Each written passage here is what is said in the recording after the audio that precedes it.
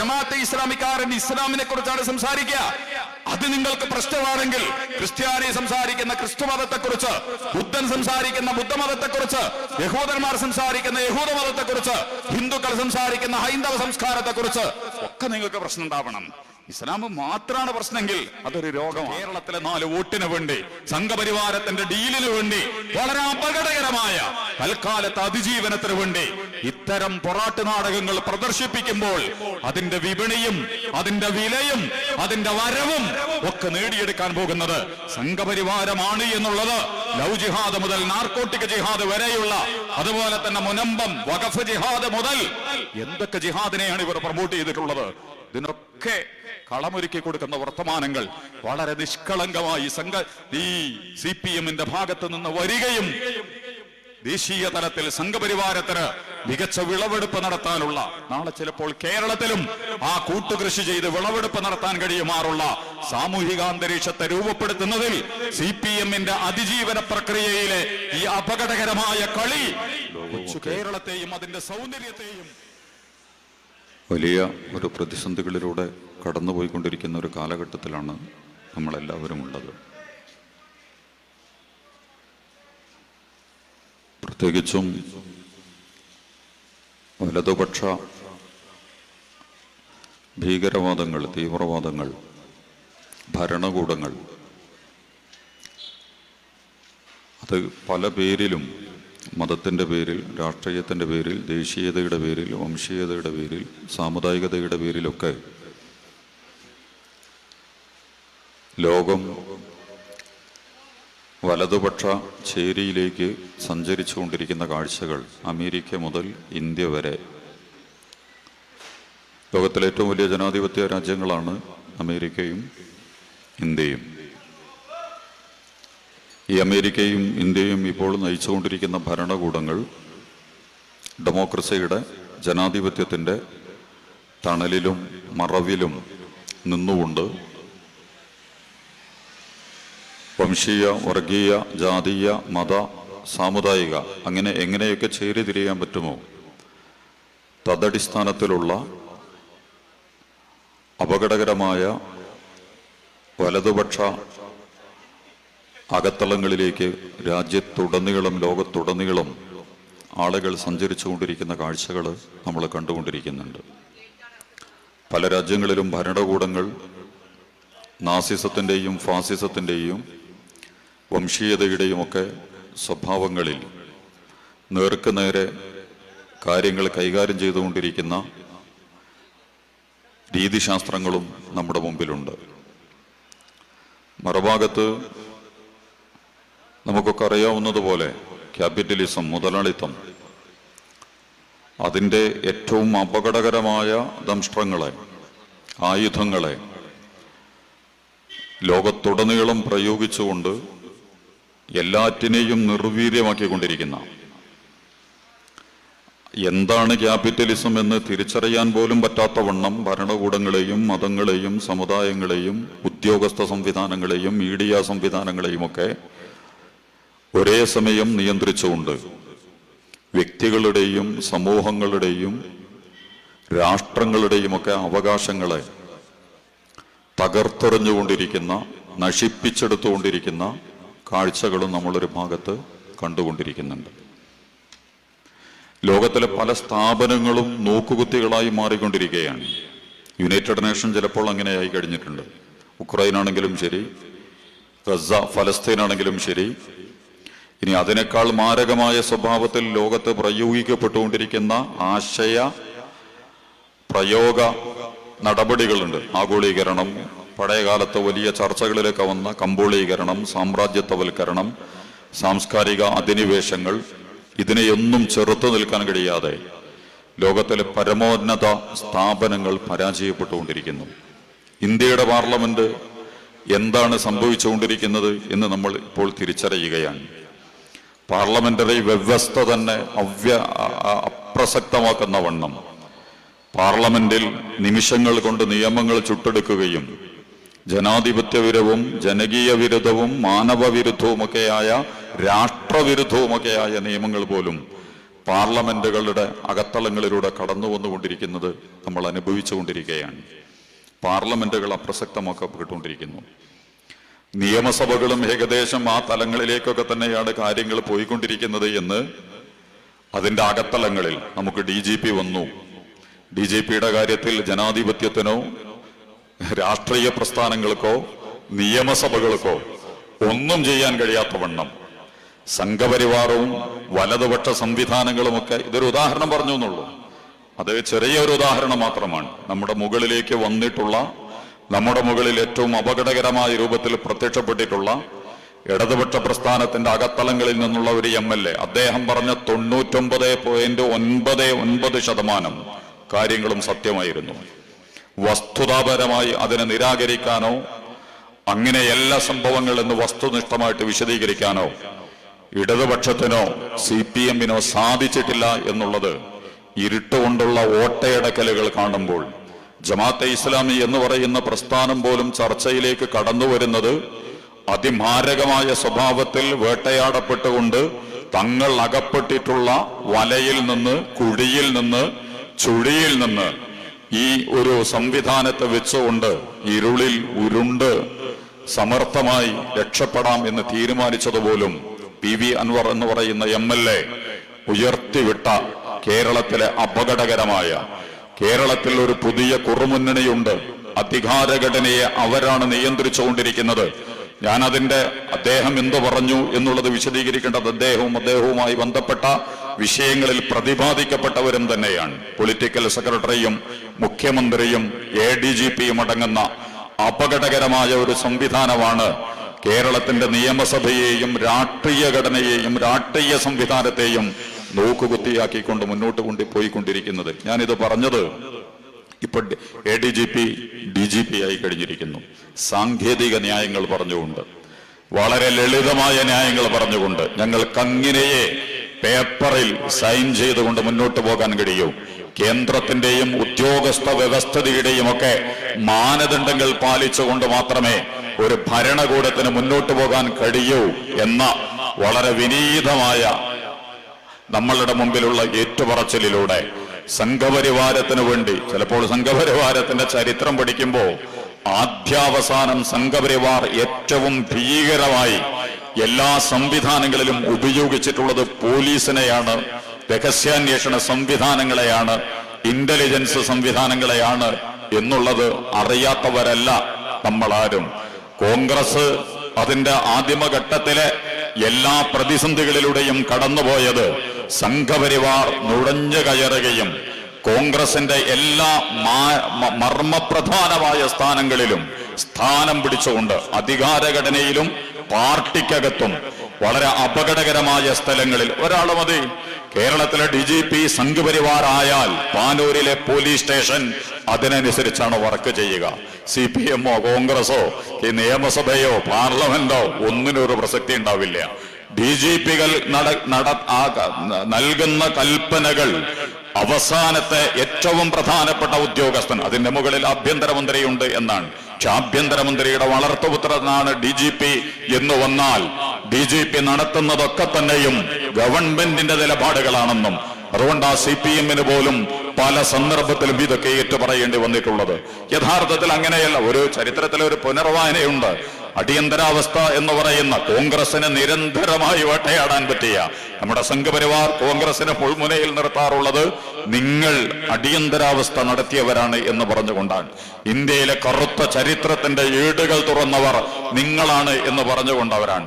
ഇതിന് പുനർവായന നടത്തുന്ന ചില ആളുകൾ പറയുന്നത് ഇന്ത്യയിലെ സവർണ മേധാവിത്വമുള്ള സംഘപരിവാരത്തിന്റെ ഉദ്യോഗസ്ഥന്മാരാൽ ഉപദേശിക്കപ്പെട്ട ഇന്ദിരാഗാന്ധി തെറ്റായ രീതിയിൽ നടത്തിയിട്ടുള്ള ഒരു പ്രോഗ്രാമായിരുന്നു അടിയന്തരാവസ്ഥ എന്ന്. കാരണം ഇന്ദിരയെയും കോൺഗ്രസിനെയും നിലംപരിശാക്കണമെങ്കിൽ ചരിത്രത്തിൽ എല്ലാ നിമിഷങ്ങളിലും അതിനെ വേട്ടയാടാൻ പറ്റുന്ന എന്തെങ്കിലും ഒരു പ്രയോഗങ്ങളിലേക്ക് അതിനെ നയിക്കുക എന്നുള്ളത് സംഘപരിവാരത്തിന് വേണ്ടി വീടുപണി ചെയ്തുകൊണ്ടിരിക്കുന്ന ഉദ്യോഗസ്ഥന്മാരാലുള്ള നിർദ്ദേശങ്ങളാലാണ് യഥാർത്ഥത്തിൽ ഇന്ദിരാഗാന്ധി അത് നിർവഹിച്ചത് എന്ന് പോലുമുള്ള പുനർവായനകൾ നടത്തപ്പെട്ടുകൊണ്ടിരിക്കുന്നുണ്ട്. പിന്നീട് കോൺഗ്രസിന് എന്ത് സംഭവിച്ചു എന്നുള്ളത്, സിഖ് വിരുദ്ധ കലാപം, ഇതിന്റെയൊക്കെ പിന്നാമ്പുറങ്ങളിലേക്ക് നിങ്ങൾ പോവുകയാൽ സംഘപരിവാരത്തിന്റെ സ്വിച്ച് ഓൺ കർമ്മം മാത്രം, രംഗത്തവരുണ്ടാവില്ല. അണിയറയുടെ അങ്ങേ താഴെ ഏറ്റവും അവസാനത്തെ ഏറ്റവും പ്രഥമ സ്ഥാനത്ത് മാത്രം സ്വിച്ച് ഓൺ കർമ്മം നിർവഹിക്കുകയും അതിന്റെ വരും വരായികകൾ മുഴുവൻ അധികാരത്തെ നിയന്ത്രിച്ചുകൊണ്ടിരിക്കുന്ന ഭരിച്ചുകൊണ്ടിരിക്കുന്ന ഭരണകൂടങ്ങളും പാർട്ടിയും ഏറ്റെടുക്കുകയും മറുപടി പറയുകയും ചെയ്യേണ്ട ഗതികേടിലേക്ക് കൊണ്ടുവന്ന് നിർത്തുകയും ചെയ്യുക എന്നുള്ളത്. കേരളത്തിൽ DGP ഉപയോഗിച്ചുകൊണ്ട് അത്ര മനോഹരമായ പോരാട്ടം. ഞാൻ ഇത്രയും പറഞ്ഞത് യഥാർത്ഥത്തിൽ നിയമസഭ അപ്രസക്തമാകുന്നു DGPയുടെ കാര്യത്തിൽ. അതിനൊന്നും ചെയ്യാനില്ല. കേരളത്തിന്റെ സാമൂഹിക, മത, രാഷ്ട്രീയ, സാംസ്കാരിക പാരമ്പര്യങ്ങളെ മുഴുവൻ അകത്ത് നിന്ന് തുരന്നെടുത്ത് അകത്തളങ്ങളിലൂടെ കടന്നു കയറി വന്ന് എയ്ഡ്സ് പോലെ, ക്യാൻസർ പോലെ സംഘപരിവാർ മാരകമായി കേരളത്തെ പ്രഹരിച്ചുകൊണ്ടിരിക്കുന്ന ഒരു ഘട്ടത്തിൽ ഒന്നും ചെയ്യാൻ കഴിയാതെ നിയമസഭകൾ അപ്രസക്തമാകുന്ന കാഴ്ചകൾ. ഞാൻ പറഞ്ഞത്, ലോകത്തെ മിക്ക സ്ഥാപനങ്ങൾക്കും ഇത്തരം അപകടങ്ങൾ സംഭവിച്ചുകൊണ്ടിരിക്കുന്ന, ക്യാപിറ്റലിസവും ഫാസിസവും നാസിസവും ഒക്കെ നാഷണലിസവും ഒക്കെ യോജിച്ചു ചേരുന്നിടത്ത് ഈ രീതിയിലുള്ള പോരാട്ട നാടകങ്ങൾ വളരെ ഭംഗിയായി നടക്കുകയും വ്യക്തികളെയും പ്രസ്ഥാനങ്ങളെയും സമൂഹങ്ങളെയും അപ്രസക്തമാക്കിക്കൊണ്ട് അതിന്റെ നീരാളി കൈകൾ ലോകത്തുടനീളം പടർന്ന് പന്തലിച്ച് സകല ജനവിഭാഗങ്ങളെയും മതമതേതര വ്യത്യാസമില്ലാതെ, ദേശഭാഷാ വ്യത്യാസങ്ങളില്ലാതെ കൈകാര്യം ചെയ്യപ്പെട്ടുകൊണ്ടിരിക്കുകയും ചെയ്തുകൊണ്ടിരിക്കുന്ന ഒരു വർത്തമാന കാലഘട്ടത്തിൽ വളരെ ഗൗരവത്തോടെയും സത്യസന്ധതയോടെയും വളരെ നിഷ്കളങ്കമായും കാര്യങ്ങളെ സമീപിക്കുന്നതിന് പകരം നമ്മൾ കാപട്യത്തിന്റെയും കള്ളത്തരത്തിന്റെയും അതിഭീകരമായ നുണക്കഥകളുടെയും പിൻബലങ്ങളിൽ നിന്നുകൊണ്ട് പിടിച്ചു നിൽക്കാനും അതിജീവിക്കാനും അഭിമുഖീകരിക്കാനുമാണ് വ്യക്തികളും പ്രസ്ഥാനങ്ങളും സംഘടനകളും രാഷ്ട്രങ്ങളും അടക്കം ശ്രമിക്കുന്നതെങ്കിൽ ഒരു പരിധിവരെയൊക്കെ യുവത്വം എന്തിനേയും പ്രതിരോധിക്കുമെന്നാണ് നമ്മൾ സാധാരണ പറയാറുള്ളത്. പക്ഷെ യുവത്വം മാത്രമേ പ്രതിരോധിക്കൂ. യുവത്വം പിന്നിടുന്നതോടുകൂടി അതിന്റെ ജരാനിരകളിലേക്കും മധ്യവയസ്കതയും വാർദ്ധക്യവും ശരീരത്തിന് അഭിമുഖീകരിക്കാൻ കഴിയാത്ത വണ്ണമുള്ള മാരകമായ രോഗങ്ങളിലേക്കും പ്രവേശിക്കുന്നത് പോലെ ഒരു വ്യക്തിയെ സംബന്ധിച്ചിടത്തോളം തന്നെ പ്രസ്ഥാനങ്ങളും ഗവൺമെന്റുകളും മതസമൂഹങ്ങളും രാഷ്ട്രീയ സമൂഹങ്ങളുമൊക്കെ അപകടകരമായ കള്ളത്തരങ്ങളുടെയും കാപട്യങ്ങളുടെയും നുണക്കഥകളുടെയും അകത്തളങ്ങളിൽ നിന്നുകൊണ്ട് കാര്യങ്ങളെ കൈകാര്യം ചെയ്യാൻ തീരുമാനിച്ചാൽ താൽക്കാലികമായി നിങ്ങൾ മാരക രോഗത്തിന് വേദനാസംഹാരി കുടിച്ചതുപോലുള്ള ഒരു പരിഹാരം ലഭിക്കും എന്നുള്ളതിന്റെ അപ്പുറം നിങ്ങളെയോ നിങ്ങളുടെ പിൻബലങ്ങളാൽ സംരക്ഷിക്കപ്പെടുന്നവരുടെയോ നിങ്ങൾ നിലനിർത്താൻ ആഗ്രഹിക്കുന്ന സംവിധാനങ്ങളുടെയോ അടിസ്ഥാനപരമായ ഒരു സംരക്ഷണവും സുരക്ഷിതത്വവും അതിജീവനവും നൽകുന്ന പ്രക്രിയയല്ല അത് എന്ന് ഈ സന്ദർഭത്തിൽ വളരെ ഗൗരവത്തോടു കൂടി ചൂണ്ടിക്കാണിക്കാൻ നമ്മൾ ആഗ്രഹിക്കുകയാണ്. ജമാഅത്തെ ഇസ്ലാമി എന്താണെന്നറിയില്ല, ഇനിയിപ്പോ ജമാഅത്തെ ഇസ്ലാമിനെ കുറിച്ച് തന്നെ പറഞ്ഞാൽ മതിയായിരുന്നു. KSEBയുടെ പിന്നിലാരാ? അതും ജമാഅത്തെ ഇസ്ലാമി. നിങ്ങൾക്ക് പറയാലോ, KSEBയിൽ വില കയറാൻ എന്തിനാ വില കയറിയ നമുക്കറിയില്ല. അങ്ങ് ഡൽഹിയിലൊക്കെ ആം ആദ്മിയൊക്കെ വളരെ മനോഹരമായി വാട്ടർ അതോറിറ്റി, അതുപോലെ തന്നെ നമ്മളീ പറയുന്ന KSEB എങ്ങനെയാണ് വികസിപ്പിച്ചെടുക്കേണ്ടത്, സംഘപരിവാരത്തിന്റെ മൂക്കിന് കീഴെ നിന്ന് സംഘപരിവാരത്തിന്റെ അധികാരത്തിന്റെ ദണ്ഡുകൾ അതിമാരകമായ എല്ലാ പ്രയോഗങ്ങളും നടത്തിക്കൊണ്ടിരിക്കെ തന്നെ ആം ആദ്മി പാർട്ടി വളരെ മനോഹരമായി KSEBയും അതുപോലെ തന്നെ ജല അതോറിറ്റിയും ആരോഗ്യവും വിദ്യാഭ്യാസവും യാത്രയുമൊക്കെ എല്ലാം വളരെ വില കൊടുത്ത് വാങ്ങേണ്ടിയിരുന്ന മെട്രോപൊളിറ്റൻ സിറ്റിയിൽ വളരെ എളുപ്പത്തിൽ ആശ്വാസകരമായ രീതിയിൽ ജനകീയമായി നടത്തി കാണിച്ചു കൊടുത്തുകൊണ്ടുള്ള ഉദാഹരണങ്ങളൊക്കെ വർത്തമാനകാല രാഷ്ട്രീയത്തിൽ നമ്മുടെ മുമ്പിലുള്ളപ്പോഴും CPMന്റെ നേതൃത്വത്തിലുള്ള ഇടതുപക്ഷ പ്രസ്ഥാനങ്ങൾക്ക് കേരളത്തിന്റെ ഏതെങ്കിലും ഈ അർത്ഥത്തിലുള്ള ഒരു പ്രതിസന്ധിയെ ജനകീയമായി പരിഹരിക്കാൻ കഴിയുന്നില്ല എന്നുള്ളത് അവർ അകപ്പെട്ടിട്ടുള്ള ആശയ പ്രയോഗ പ്രതിസന്ധികളുടെ ധാരാളം അളവുകോലുകൾ നമ്മുടെ മുമ്പിൽ വെക്കുന്നുണ്ട്. ഞാൻ പറഞ്ഞത് അതിന്റെ പേരിലും ജമാഅത്തെ ഇസ്ലാമി, എന്തിനും ജമാഅത്തെ ഇസ്ലാമിയെ പറഞ്ഞ ജമാഅത്തെ ഇസ്ലാമി എന്താ? ജമാഅത്തെ ഇസ്ലാമി നിങ്ങൾക്ക് ജമാഅത്തെ ഇസ്ലാമിയെ പറഞ്ഞിട്ട് CPM രക്ഷപ്പെടുകയാണെങ്കിൽ നമുക്ക് സന്തോഷമുള്ള ആ വിഷയത്തില് CPM അതിജീവിക്കും, CPM അഭിമുഖീകരിക്കും. കേരളത്തെ CPM-ഉം ഇടതുപക്ഷ പ്രസ്ഥാനങ്ങളും വളരെ മനോഹരമായിട്ട് മുന്നോട്ട് നയിക്കും. എന്റെ പ്രിയപ്പെട്ട സഹോദരങ്ങളെ, നീർക്കോലിയെ തല്ലി അല്ലെങ്കിൽ ചേരയെ പിടിച്ച് രാജവെമ്പാലയാണ് ഞങ്ങൾ ആ പിടിച്ചുകൊണ്ടിരിക്കുന്നത് എന്ന് അവകാശവാദം ഉന്നയിച്ചുകൊണ്ടിരിക്കുന്ന കേരളത്തിന്റെ അകത്തളങ്ങളിലടക്കം സംഘപരിവാർ അതിന്റെ ചരിത്രത്തിലെ ഏറ്റവും ഭീകരമായ എല്ലാ റിമോട്ട് പ്രൊമോട്ട് പ്രൊജക്ടുകളും നടപ്പിലാക്കി വിജയിച്ചുകൊണ്ടിരിക്കുന്ന ഒരു ഘട്ടത്തിൽ നിങ്ങളടക്കം ഇപ്പൊ കളിയൊക്കെ നിന്നല്ലോ. പണ്ട് CPM-ഉം BJP-യും തമ്മിൽ 2, 1, 4, 3, 5, 6 അങ്ങനെയൊക്കെയായിരുന്നു പോയിരുന്നത്. ഇപ്പൊ അങ്ങനെ ഒന്നുമില്ല, അതിന്റെ ആവശ്യമില്ല. എന്താ അതിന്റെ കാരണം? എന്താ അങ്ങനെ സംഭവിക്കാനുള്ള കാരണം? മറുഭാഗത്ത് നമ്മൾ ഇറങ്ങി വന്നാൽ RSS എന്ന് പറയുന്ന സംഘപരിവാർ എന്ന് പറയുന്ന അതിന്റെ ക്യാപിറ്റലിസം വളർന്നപ്പോൾ കമ്മ്യൂണിസം പകച്ചു നിന്നതുപോലെ തന്നെ സംഘപരിവാരത്തിന്റെ മുമ്പിലും പകച്ചു നിൽക്കുന്ന കമ്മ്യൂണിസ്റ്റ് പ്രസ്ഥാനത്തെയും അതിന്റെ സംവിധാനങ്ങളെയുമാണ് ഇന്ത്യയിലുടനീളം നമ്മൾ കണ്ടുകൊണ്ടിരിക്കുക. കേരളത്തിൽ ഇപ്പോൾ കാഴ്ച നമ്മൾ കണ്ടുകൊണ്ടിരിക്കുന്നത്. ഞാൻ പറഞ്ഞത് CPM പൊളിയണമെന്നോ ഇടതുപക്ഷ പ്രസ്ഥാനങ്ങൾക്ക് തകർക്കണമെന്നോ നമ്മൾ ആഗ്രഹിച്ചിട്ടില്ല. അതേസമയം ജമാഅത്തെ ഇസ്ലാമി എന്ന് പറയുന്ന ഒരൊറ്റ മൂല്യ കൊണ്ട് സംഘപരിവാരത്തെയും കേരളത്തിൽ ഇടതുപക്ഷം അനുഭവിച്ചു കൊണ്ടിരിക്കുന്ന പ്രശ്നങ്ങളെയും അഭിമുഖീകരിച്ച് കളയാമെന്ന് നിങ്ങൾ തീരുമാനിച്ചിട്ടുണ്ടെങ്കിൽ നിങ്ങൾ ഉട്ടോപ്യൻ ലോകത്താണ്, വിഡ്ഢികളുടെ സ്വർഗത്തിലാണ്. നിങ്ങൾക്ക് അഭിമുഖീകരിക്കാനോ അതിജീവിക്കാനോ സാധ്യമല്ല എന്ന് വളരെ വളരെ ആഴത്തിൽ ഈ സന്ദർഭത്തിൽ നമ്മൾ സൂചിപ്പിക്കാൻ ആഗ്രഹിക്കുന്നു. ഞാൻ പറയാൻ ആഗ്രഹിച്ച ജമാഅത്തെ ഇസ്ലാമി ഭീകര പ്രസ്ഥാനം. പാനൂരിലെ ജമാഅത്തെ ഇസ്ലാമിക്കാർ ഇവിടുത്തെ CPM-ന്റെ സുഹൃത്തുക്കൾ ഉണ്ടാവുന്ന ഞാൻ മനസ്സിലാക്കുന്നത്.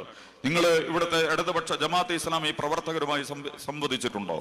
വർത്തമാനങ്ങൾ പറഞ്ഞിട്ടുണ്ടോ? നേരത്തെ എന്റെ മുമ്പ് പ്രഭാഷണം നടത്തിയപ്പോൾ അദ്ദേഹം പറഞ്ഞു, പ്രിയപ്പെട്ട കൂട്ടുകാരുണ്ട്, നിങ്ങൾ ഒരു മനുഷ്യനോട് സംവദിക്കും പറയാലോ ആ പ്രസ്ഥാനത്തിന്റെ നിലപാടുകൾ, അതിന്റെ ആശയം. പിന്നെ കപടമാകാം, അതിന് പിന്നെ നമുക്ക് വേറെ വഴിയൊന്നുമില്ല.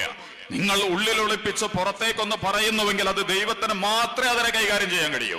ഒരു സംവിധാനത്തിനും അതിനൊന്നും ചെയ്യാൻ കഴിയില്ല. അതുകൊണ്ട് നമുക്ക് ദൈവത്തിൽ വിശ്വാസമുണ്ട്. കപടന്മാർ പിടിക്കപ്പെടും, കള്ളന്മാർ പിടിക്കപ്പെടും, തമ്മാടികൾ പിടിക്കപ്പെടും, അക്രമകാരികൾ പിടിക്കപ്പെടും, അധർമ്മകാരികൾ പിടിക്കപ്പെടും. കാരണം അവർ വിശുദ്ധന്മാരായി ചമയും, അവർ പുണ്യാളന്മാരായി ചമയും, മണവാളന്മാരായി ചമയും. പ്രവാചകന്മാരുടെ വേഷം കെട്ടി ആര് വരും? കൃഷ്ണന്റെ വേഷം കെട്ടി കംസം വന്നാൽ നമ്മളെന്താ ചെയ്യാ? അങ്ങനെ ഉണ്ടല്ലോ സംഗതി. കംസം വന്നിട്ട് പറയാം ഞാനാണ് കൃഷ്ണൻ, നമുക്ക് എന്തെങ്കിലും ചെയ്യാൻ പറ്റുമോ? ഗോഡ്സെ വന്നിട്ട് പറയാം ഞാനാണ് ഗാന്ധി എന്ന്, നമുക്ക് എന്ത് ചെയ്യാൻ പറ്റും? എന്നിട്ട് ഗോഡ്സെ പറയുന്ന ഗാന്ധിയുടെ പിന്നാലെ എല്ലാവരും, വീര സവർക്കർ വന്നിട്ട് ഗാന്ധിയെ കുറിച്ച് പറയുക, ഗോഡ്സെ വന്നിട്ട് ഗാന്ധിയെ കുറിച്ച് പറയുക, ഞാൻ ഗാന്ധിയനാണ്. ഗാന്ധിയുടെ പ്രതിഭയ്ക്ക് മുമ്പിൽ എല്ലാ വിനീതത്വങ്ങളും സമർപ്പിച്ച് ചരിത്രത്തിൽ ഇതൊക്കെ സംഭവിച്ചുകൊണ്ടിരിക്കുന്ന കാലഘട്ടത്തിൽ നിങ്ങൾ ഗീതയും ഖുർആനും ബൈബിളും ഒക്കെ ഒന്ന് വായിച്ചു നോക്കിയാൽ മതി. ഇതൊക്കെ പെട്ടെന്ന് മനസ്സിലാവും. ഈ ദൈവിക മൂല്യങ്ങളെ, ഈശ്വരപ്രക്തമായ ആശയങ്ങളെ, അള്ളാഹുവിന്റെ ആശയങ്ങളെ പ്രവാചകന്മാരും പുണ്യപുരുഷന്മാരും വിപ്ലവകാരികളും വിമോചകന്മാരും ഒക്കെ കൊണ്ടുവന്നിട്ടുള്ള പ്രസ്ഥാനങ്ങളെ, നിലപാടുകളെ, സമീപനങ്ങളെ എങ്ങനെയാണ് വ്യക്തി താല്പര്യങ്ങൾക്കും സംഘടനാ താല്പര്യങ്ങൾക്കും അധികാര താല്പര്യങ്ങൾക്കും വേണ്ടി ശക്തികൾ കൈകാര്യം ചെയ്തിട്ടുള്ളത് എന്ന് വേദഗ്രന്ഥങ്ങളും അല്ല. ഈ വേദഗ്രന്ഥവും ഇതിഹാസവും പുരാണമൊക്കെ വായിച്ചിട്ട് ആകെ അമ്പലവും പള്ളിയും ചർച്ച ചെയ്യുന്നു. എന്നിട്ട് എങ്ങനെ അവിടെ അടിയിൽ വല്ലതും ഉണ്ടോ എന്ന് തുറന്നു നോക്കലും, ഇപ്പുറത്ത് പോയിട്ട് അതില്ലാന്ന് സ്ഥാപിക്കാൻ നമുക്ക് കോടതി കയറലും, ഇങ്ങനത്തെ ഒരു പണിയൊന്നുമല്ല പ്രവാചകന്മാരെ നടത്തിയിട്ടുള്ളത്. നിങ്ങൾ ആ വശം എടുത്ത് പരിശോധിച്ചോ.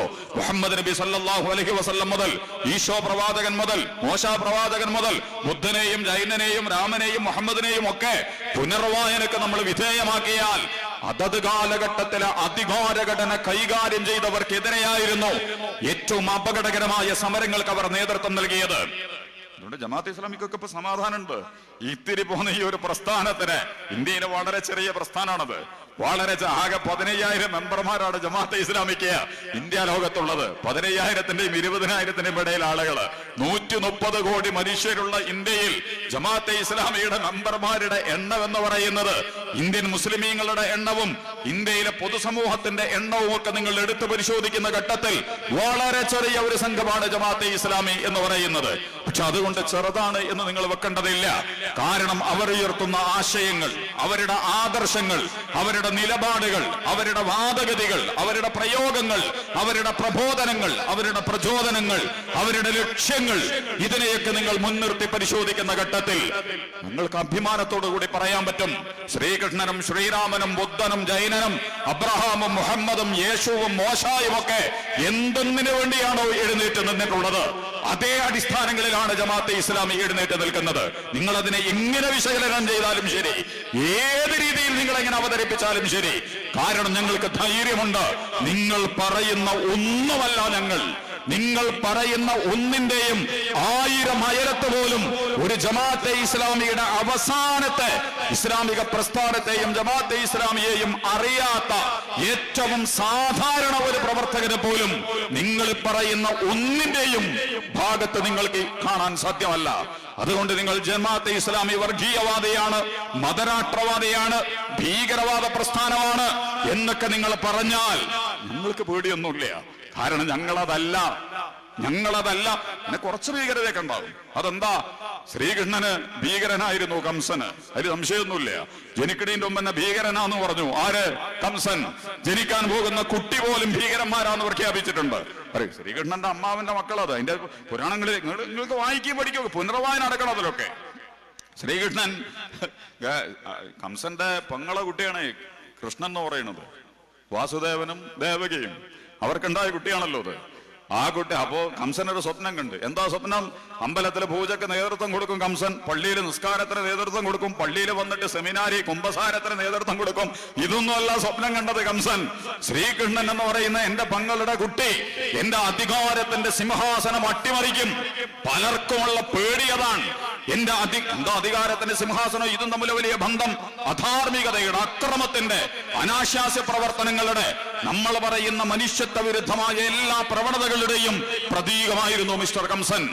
അതുകൊണ്ട് കംസൻ സ്വപ്നം കണ്ട് എന്റെ കുട്ടി, എന്റെ പെങ്ങളുടെ കുട്ടി എന്റെ അന്തകനാകും. അപ്പൊ അയാൾ ഉടനെ തന്നെ നിയമം കൊണ്ടുവന്നു. അന്നത്തെ ചാനലും സോഷ്യൽ മീഡിയയും ഇൻസ്റ്റാഗ്രാമും അതുപോലെ തന്നെ ഇതൊക്കെ കൈകാര്യം ചെയ്യാൻ പറ്റുന്ന കൂലിപ്പട്ടാളത്തെയൊക്കെ വെച്ചിട്ട് പറഞ്ഞു, എന്റെ പെങ്ങൾക്കുണ്ടാകാൻ പോകുന്ന കുട്ടി ഭീകരവാദിയാണ്, തീവ്രവാദിയാണ്, അതിഭീകരമായി കൈകാര്യം ചെയ്യപ്പെടേണ്ടത് നമ്മുടെ ശത്രുവാണ്. അങ്ങനെ സ്വന്തം പങ്ങളുടെ അടിയനെയും കൊണ്ട് പോയിട്ട് ജയിലിലടച്ചു. നിങ്ങൾ പരിശോധിച്ച് നോക്കിയാൽ മതി. ജയിലിൽ വെച്ചിട്ട് 7 കുട്ടികളെ പ്രസവിക്കുന്നുണ്ട് ഈ അളിയനും ഈ പെങ്ങള്. ആ 7 കുട്ടികളെയും കംസൻ കൊല്ലാ ചെയ്ത്, ഭീകരമായിട്ട് കൊല്ലാ ചെയ്ത്, പാറയിലടിച്ച് തലവെട്ടി വായുവിലേക്ക് എറിഞ്ഞ് ഒക്കെ ഭീകരമായി. പക്ഷെ ദൈവത്തിന്റെ പ്രത്യേകമായ നിയോഗം കൊണ്ട് ശ്രീകൃഷ്ണൻ രക്ഷപ്പെട്ടു. ശ്രീകൃഷ്ണൻ മാത്രം ജനിക്കുക കംസന്റെ അന്തകനായി. കംസൻ മതനേതാവല്ല, രാഷ്ട്രീയ നേതാവല്ല, അധർമ്മിയും അക്രമാർ, പക്ഷെ പൊളിറ്റിക്കൽ നേതാവായിരുന്നു. അദ്ദേഹം പറയുന്നതാണ് മതം, അദ്ദേഹം പറയുന്നതാണ് രാഷ്ട്രീയം, അദ്ദേഹം പറയുന്നതാണ് സംസ്കാരം, അദ്ദേഹം പറയുന്നതാണ് എക്കണോമി, അദ്ദേഹം പറയുന്നതാണ് വിദ്യാഭ്യാസം, അദ്ദേഹം പറയുന്നതാണ് ഡെവലപ്മെന്റ്.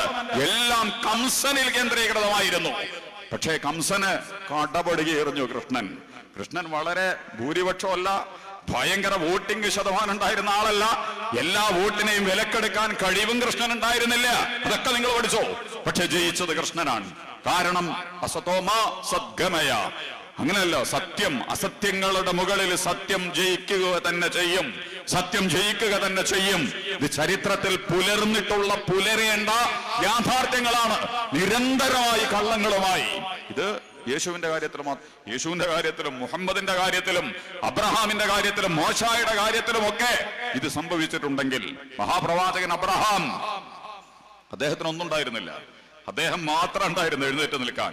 പക്ഷേ അവിടുത്തെ അധികാരത്തിന്, നമ്രോദ് എന്ന് പറയുന്ന ചക്രവർത്തിക്ക്, അതുപോലെ തന്നെ അവിടുത്തെ പൗരോഹിത്യ സംഘപരിവാർ സംവിധാനമായ അദ്ദേഹത്തിന്റെ തന്നെ പിതാവ് ആസറിന് ഏറ്റവും ഭയമായിരുന്നു അബ്രഹാമിനെ കൊന്നുകളയാൻ, തീയിലിടാൻ അവരെ പ്രഖ്യാപിച്ചു.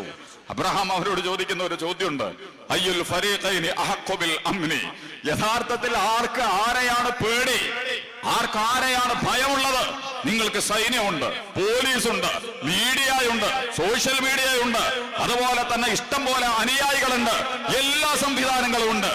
ഇതൊക്കെയുള്ള നിങ്ങൾക്ക് ഇതൊന്നുമില്ലാത്ത എന്നെ എന്തിനാണ് നിങ്ങൾ ഭയപ്പെടുന്നത്? ഇതൊന്നും എന്റെ കയ്യിലില്ലല്ലോ. ചരിത്രത്തിൽ അബ്രഹാമിനെ വേട്ടയാടാൻ ഇറങ്ങി പുറപ്പെട്ട നമ്രോദുണ്ട്, മോശയെ അവസാനിപ്പിക്കാൻ തീരുമാനിച്ച ഫറോവയുണ്ട്. ഇതൊക്കെ നിങ്ങൾക്ക് കാണാൻ കഴിയും. ഇത് വർത്തമാനകാലത്തേക്ക് വന്നാൽ സ്വേച്ഛാധിപതികളും ഏകാധിപതികളും ഒക്കെ കടപുഴകി എറിയപ്പെടുന്നതിന്റെ വളരെ അപകടകരവും സുന്ദരവുമായ വാർത്തകൾ ലോകത്തുടനീളം നമ്മൾ കേട്ടുകൊണ്ടിരിക്കുകയാണ്. എല്ലാ സർവ്വ ലോക ഐശ്വര്യങ്ങളോടും കൂടി അധികാരത്തിന്റെ അകത്തളങ്ങളിൽ വാണവരൊക്കെ തന്നെയും ഹസീന വാജ് മുതൽ ബഷാർ അൽ അസദ് അടക്കമുള്ള ഒരിക്കലും പരാജയപ്പെടില്ല. അങ്ങനെയായിരുന്നു പറഞ്ഞത് ബഷാർ ഹസീന വാജിദ്. ഇന്നിപ്പോ നമ്മുടെ ഷെയ്ഖ് ഹസീന ഇത് നമ്മുടെ ഇന്ത്യയിലുള്ളത് സംഘപരിവാരത്തിന്റെ പ്രിയപ്പെട്ട ധൂടിയാണ്, ഇസ്രയേലിന്റെ ധൂടിയാണ്, അമേരിക്കയുടെ ധൂടിയാണ്. അതിനെ കേരളത്തിലെ ഇടതുപക്ഷം ഏറ്റെടുക്കുന്നു എന്ന് പറയുന്നത് നമ്മൾ ഇവിടെ കാണുന്ന വലതുപക്ഷത്തിലേക്ക് പോയതുപോലെ തന്നെ ഇന്ത്യൻ ജമാഅത്തെ ഇസ്ലാമിനെയും കേരള ജമാഅത്തെ ഇസ്ലാമിയെയും കൈകാര്യം ചെയ്യാൻ ബംഗ്ലാദേശ് ജമാഅത്തെ ഇസ്ലാമിയെ കൊണ്ടുവന്നിട്ടാണ് അവതരിപ്പിക്കാറുള്ളത്. CPM-ന്റെ ലേഖനങ്ങളിൽ ഇടതുപക്ഷ സാംസ്കാരിക പ്രവർത്തകന്മാർ പ്രസിദ്ധീകരണങ്ങളിൽ ബംഗ്ലാദേശ് ജമാഅത്തെ ഇസ്ലാമി ഇപ്പൊ അവിടെ ഒന്നുമില്ല, പുറത്താണ് നിൽക്കുന്നത്. അധികാരം കൈയാളുന്നത് സ്വതന്ത്രമായ അധികാര സംവിധാനങ്ങളാ. അവരുടെ കീഴിൽ നിന്നിട്ട് അവിടെ നടക്കുന്ന എല്ലാ പ്രശ്നങ്ങളുടെ പേരിലും ജമാഅത്തെ ഇസ്ലാമിയാണുള്ളത്. ഞാൻ പറഞ്ഞ ജമാഅത്തെ ഇസ്ലാമി ഉണ്ടോ എന്നുള്ളതല്ല. ഹസീന വാജിദ് ഈ തെരഞ്ഞെടുപ്പിലും ജയിച്ചു പോയ ആളായിരുന്നു. പക്ഷെ അവര് ചരിത്രത്തിന്റെ ചവറ്റുകൊട്ടയിലേക്ക് ഇന്ത്യയിൽ ഇപ്പോൾ അഭയാർത്ഥിയായി ഇന്ത്യക്ക് പോലും അമേരിക്കയും ചൈനയും ഫ്രാൻസും ബ്രിട്ടനും ഒക്കെ പോകാൻ തീരുമാനിച്ചു. ഇവിടത്തേക്കാണ് നല്ലത് അവിടെയാണെന്ന് അവൾക്കും അറിയാം. പക്ഷേ അവര് പറഞ്ഞു ഇങ്ങോട്ട് വരണ്ട, ഈ വയ്യാവേലിയും എടുക്കാചരക്കൊന്നും കിട്ടിയിട്ട് ഇങ്ങോട്ട് കൊണ്ടുവരേണ്ട കാര്യമില്ല. ബഷാർ അൽ അസദ് എവിടെയാണ് നിൽക്കുന്നതെന്ന് ചിരിക്കുന്ന ഫോട്ടോയും വർത്തമാനം പറയുന്ന ഫോട്ടോയും ഒന്നും ലഭിക്കാതെ അവിടെ കിടക്കുന്നുണ്ട്. ഏകാധിപതികളും സ്വേച്ഛാധിപതികളും സമഗ്രാധിപതികളും ഒക്കെ അധികാരത്തിന്റെ കരുത്തുകൊണ്ടും അതിന്റെ സംവിധാനങ്ങളുടെ പ്രൊജക്ടുകൾ കൊണ്ടും ജനങ്ങളെയും സംവിധാനങ്ങളെയും തോൽപ്പിക്കാൻ തീരുമാനിച്ചാലും ശരി, സത്യത്തെ, മൂല്യങ്ങളെ, ധർമ്മങ്ങളെ, നീതിയെ ഈ അർത്ഥത്തിൽ നിങ്ങൾക്ക് കൈകാര്യം ചെയ്യാൻ സാധ്യമല്ല. അതുകൊണ്ട് ഞാൻ പറഞ്ഞത്, ജമാഅത്തെ ഇസ്ലാമിയെ നിങ്ങൾ ടാർഗറ്റ് ചെയ്യുന്നുവെങ്കിൽ നിങ്ങൾ തോൽക്കും. ഒരു പേടി നിങ്ങൾ പേടിക്കണ്ട. ജമാഅത്തെ ഇസ്ലാമി ആശയരംഗത്ത് കമ്മ്യൂണിസവുമായിട്ട് നന്നായിട്ട് ഏറ്റുമുട്ടിയിട്ടുണ്ട്. കമ്മ്യൂണിസ്റ്റ് പാർട്ടികളല്ല, കമ്മ്യൂണിസ്റ്റ് ദർശനവും ഇസ്ലാമും തമ്മിലുള്ള, ഇസ്ലാം ദൈവിക ദർശനമാണ്, കമ്മ്യൂണിസം മനുഷ്യ ദർശനമാണ്. ദൈവിക ദർശനം എന്ന് പറയുന്നത് സൂര്യനെ പോലെ, ചന്ദ്രനെ പോലെ, വായുവിനെ പോലെ, വെള്ളത്തെ പോലെ. കമ്മ്യൂണിസ്റ്റ് പാർട്ടിയും കോൺഗ്രസും BJP-യും മുസ്ലിങ്ങളും ഹിന്ദുക്കളും ക്രിസ്ത്യാനികളും തീരുമാനിച്ചാൽ സൂര്യനെ ഉണ്ടാക്കാൻ പറ്റില്ല, ചന്ദ്രനെ ഉണ്ടാക്കാൻ പറ്റില്ല. അതുപോലെ തന്നെ അറ്റ്ലാന്റിക്കും പസഫിക്കും ആമസോണും സഹാറയൊന്നും ഉണ്ടാക്കാൻ കഴിയില്ല. അതിനാണ് നമ്മളെ പ്രാപഞ്ചികമായ കഴിവുകൾ, ദൈവികമായ ദൃഷ്ടാന്തങ്ങൾ എന്ന് പറയുന്നത്. അവര് മാത്രമല്ല, മനുഷ്യനടക്കം, നമ്മുടെ മുഖ്യമന്ത്രി, നമ്മുടെ പ്രധാനമന്ത്രി, നമ്മുടെ ചീഫ് ജസ്റ്റിസ്, നമ്മുടെ രാഷ്ട്രപതി, നമ്മുടെ കലാകാരന്മാർ, സാഹിത്യകാരന്മാർ സ്വയം ഉണ്ടായവരാണോ? സ്വയം ജനിച്ചവരാണോ?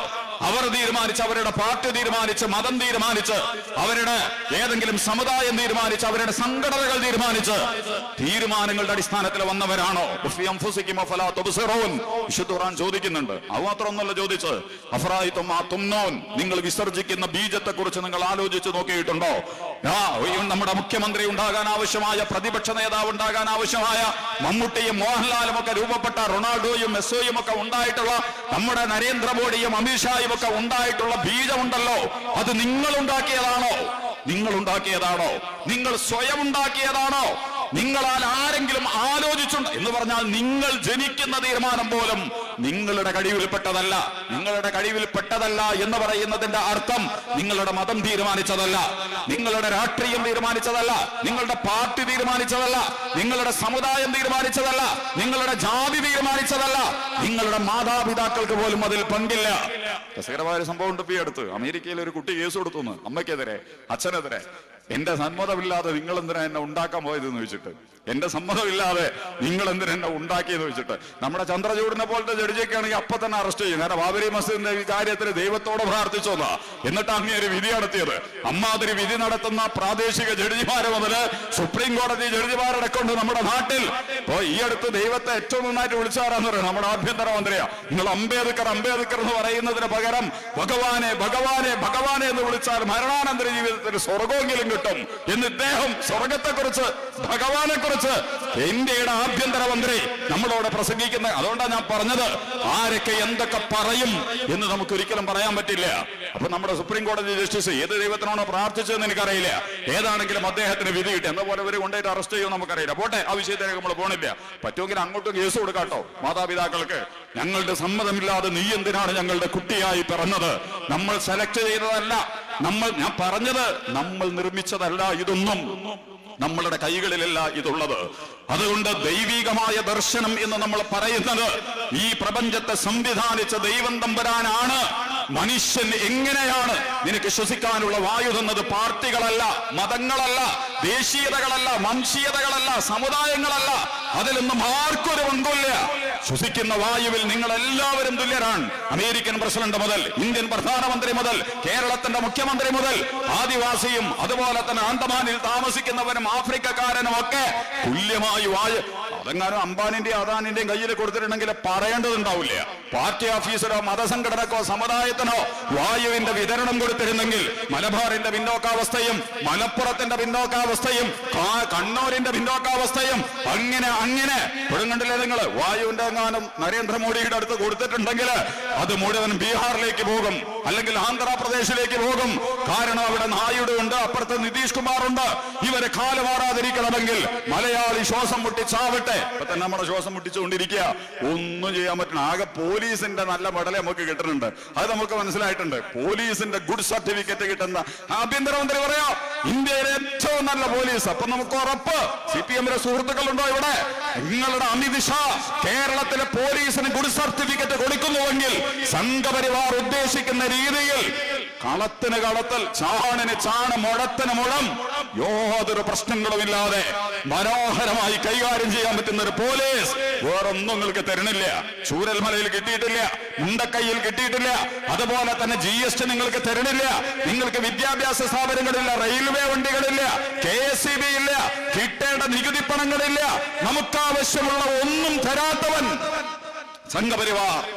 അവിടുന്ന് പോലീസിന് ഗുഡ് സർട്ടിഫിക്കറ്റ്, ഇന്ത്യയിലെ ഏറ്റവും നല്ല പോലീസ് മെഡലൊക്കെ കിട്ടും. ADGP. ഇപ്പം മറ്റേ രാജിവെച്ച എന്താ ഷെയ്ഖ് ദർവേഷോ, അയാൾ ഷെയ്ഖായിട്ട് തന്നെ ദർവേഷായിട്ട് അന്ന് പോയിട്ടുണ്ട്. ഞാൻ സൂഫിയാണ്, ഇങ്ങനെ കൾച്ചറൽ സൂഫീസ് ഉണ്ടല്ലോ, അതിനപ്പുറത്തേക്ക് ഒന്നും ചെയ്യാൻ കഴിയില്ല. DGP കളിക്കും, മറ്റത് സൂഫിയായിട്ട് ദർവേഷായിട്ട് ഇരിക്കുക എന്നാണ് വെച്ചവർ. ഞാൻ വില കുറച്ച് പറഞ്ഞൊന്നുമല്ല, കണ്ടുകൊണ്ടിരിക്കുന്ന ഇപ്പൊ അദ്ദേഹം രാജി തൽക്കാലം ഇത്, കാരണം ഇനി അദ്ദേഹത്തിന്റെ മുകളിൽ DGP വരാൻ പോവാണ്. ഈ DGP അജിത് കുമാർ RSSന്റെ മുഖ്യ ഭാരവാഹികളുമായിട്ട് സംസാരിച്ച ഈ തൃശൂർ പൂരം ഒറ്റിക്കൊടുത്ത, എന്നിട്ട് ഇപ്പൊ നിങ്ങൾ അണ്ടർഗ്രൗണ്ടിൽ അതിന് ഡീൽ ചെയ്തിരുന്നത് നമുക്കറിയില്ല. അതാണെങ്കിൽ പിന്നെ അതാണ് പറഞ്ഞാൽ മതി. എന്നാലും ഇപ്പൊ ഒന്നും സംഭവിക്കാൻ പാടില്ല. ഇവിടെ ഞങ്ങൾ തീരുമാനിച്ചിട്ടുണ്ട് സംഘപരിവാറുമായി ഒത്തുകളിക്കാൻ, അതിജീവിക്കാൻ അതേ വഴിയുള്ളൂ, അഭിമുഖീകരിക്കാൻ അതേ വഴിയുള്ളൂ, നിലനിൽക്കാൻ അതേ വഴിയുള്ളൂ എന്ന് പറഞ്ഞാലും മലയാളിപ്പൊന്നും നിങ്ങളെ ചെയ്യാൻ പോണില്ല. നിങ്ങൾക്ക് കിട്ടാവുന്ന സംവിധാനങ്ങൾ ഉപയോഗിച്ച്. അതല്ലെങ്കിൽ ഈ കണ്ട കള്ളപ്പണികൾ മുഴുവൻ ചെയ്തിട്ടുള്ള അദ്ദേഹത്തെ DGP ആയിട്ട് ഇങ്ങോട്ട് കൊണ്ടുവരാൻ പോവാ. ഞാൻ പറഞ്ഞതിന്റെ ചുരുക്കം അതുകൊണ്ട് പ്രാപഞ്ചിക ദർശനമാണ് ഇസ്ലാം. ഇസ്ലാം മാത്രമല്ല, രാമനും കൃഷ്ണനും ബുദ്ധനും ജൈനനും മുഹമ്മദ്, ഇതൊക്കെ ഒരേ സംഗതി, ഒരേ ക്ലബിലെ കളിക്കാരാണ് അവർ, ഒരേ ടീമിന് വേണ്ടി കളിക്കാൻ വന്നവരാണ് അവർ. പിന്നീട് നമ്മൾ വന്നിട്ട് അവരെ പല കളത്തിലും കുളത്തിലും ഒക്കെ ആക്കിയതാ. ആ ചർച്ചയിലേക്ക് ഇപ്പൊ കടന്നു പോകേണ്ടതില്ല. ഞാൻ പറഞ്ഞത് അവർ മനുഷ്യനെ കുറിച്ചും ദൈവത്തെക്കുറിച്ചുമാണ് സംസാരിച്ചത്. ദൈവത്തിന്റെ കൽപ്പന. കാരണം എന്തുകൊണ്ട്? നീ ഉണ്ടായത് നിന്റെ തീരുമാനം അനുസരിച്ചല്ല. നിന്നെ ഉണ്ടാക്കാൻ ദുനിയാവിൽ ഒരാളും തീരുമാനിച്ചിട്ടില്ല. നീയാണ് ഉണ്ടാകാൻ പോകേണ്ടതെന്നും ഇങ്ങനെയാണ് നീ ഉണ്ടാകേണ്ടതെന്നും ആരെങ്കിലും ഒരാൾ മുൻ തീരുമാനമെടുത്തത് കൊണ്ടല്ല ഒരു മനുഷ്യനും ഇവിടെ ജനിച്ചു വീണിട്ടുള്ളത്. അതുകൊണ്ടാണ് ദൈവം നമ്മൾ ചോദിച്ചത്, അഫറായിത്തും നിങ്ങൾ വിസർജിക്കുന്ന ബീജത്തെ കുറിച്ച് നിങ്ങൾ ആലോചിച്ചു നോക്കിയിട്ടുണ്ടോ? എന്നിട്ട് ചോദിക്കുന്നുണ്ടാന്തും തഖ്ലുഖുനഹു, എടോ നീയാണോ അതുണ്ടാക്കിയത്? നീയാണോ ആ ബീജം ഉണ്ടാക്കിയത്? അതാ അം നഹ്നുൽ ഖാലിഖൂൻ, ആരാണത് ഉണ്ടാക്കിയത്? നമ്മളാണോ നീയാണോ ഉണ്ടാക്കിയത്? അതാണ് ദൈവം. ഈ പ്രപഞ്ചത്തെ മുഴുവൻ കുറച്ചുകൂടി ഗൗരവതരമായ ചർച്ചയാണത്. അതിലേക്ക് കടന്നു പോകൽ അനിവാര്യമാണ്. കാരണം മനുഷ്യനുണ്ടാക്കിയത് ദൈവമാണ്. അവന്റെ തിരിച്ചുപോക്കും അവനിലേക്കാണ്. അല്ലാതെ ജനിച്ചിരിക്കുന്നു, മരിച്ചിരിക്കുന്നു, ഒടുങ്ങിയിരിക്കുന്നു, അവസാനിച്ചിരിക്കുന്നു എന്നുള്ളതല്ല. നിങ്ങൾ ഇന്നലെ ഇല്ല, നാളെ ഉണ്ടാകാൻ പോകുന്നുമില്ല. അത് ദുനിയാവിൽ മാത്രമാണ്. പക്ഷേ നിങ്ങൾ ഉണ്ടായിട്ടുണ്ടെങ്കിൽ നിങ്ങൾക്ക് അവസാനമില്ലാത്തൊരു ജീവിതം നിങ്ങളെ കാത്തിരിപ്പുണ്ട്. വേദദർശനങ്ങളൊക്കെ വളരെ ഗൗരവത്തോടെ. അതുകൊണ്ട് നമ്മൾ പറഞ്ഞല്ലോ, സുഗമമായിട്ട് രക്ഷപ്പെട്ടിട്ട് കള്ളത്തരം കാണിച്ച്, കാപട്യം കാണിച്ച്, ചതിച്ച്, വഞ്ചിച്ച്, ആക്രമിച്ച്, കള്ളക്കച്ചവടവും കൈക്കൂലിയും അഴിമതിയും ഒക്കെ നടത്തി എല്ലാ അപകടകരമായ അനാശാസ്യതകളും അധർമ്മങ്ങളും അക്രമങ്ങളും ഒക്കെ അടിച്ചേൽപ്പിച്ച് ഭൂമിയിൽ നിന്ന് രക്ഷപ്പെട്ട് കളയാമെന്ന് നിങ്ങൾ തീരുമാനിച്ചിട്ടുണ്ടെങ്കിൽ ഭൂമിയിൽ നിന്ന് മാത്രമേ രക്ഷപ്പെടൂ. അതിന്റെ അപ്പുറത്തേക്ക് ദൈവത്തിന്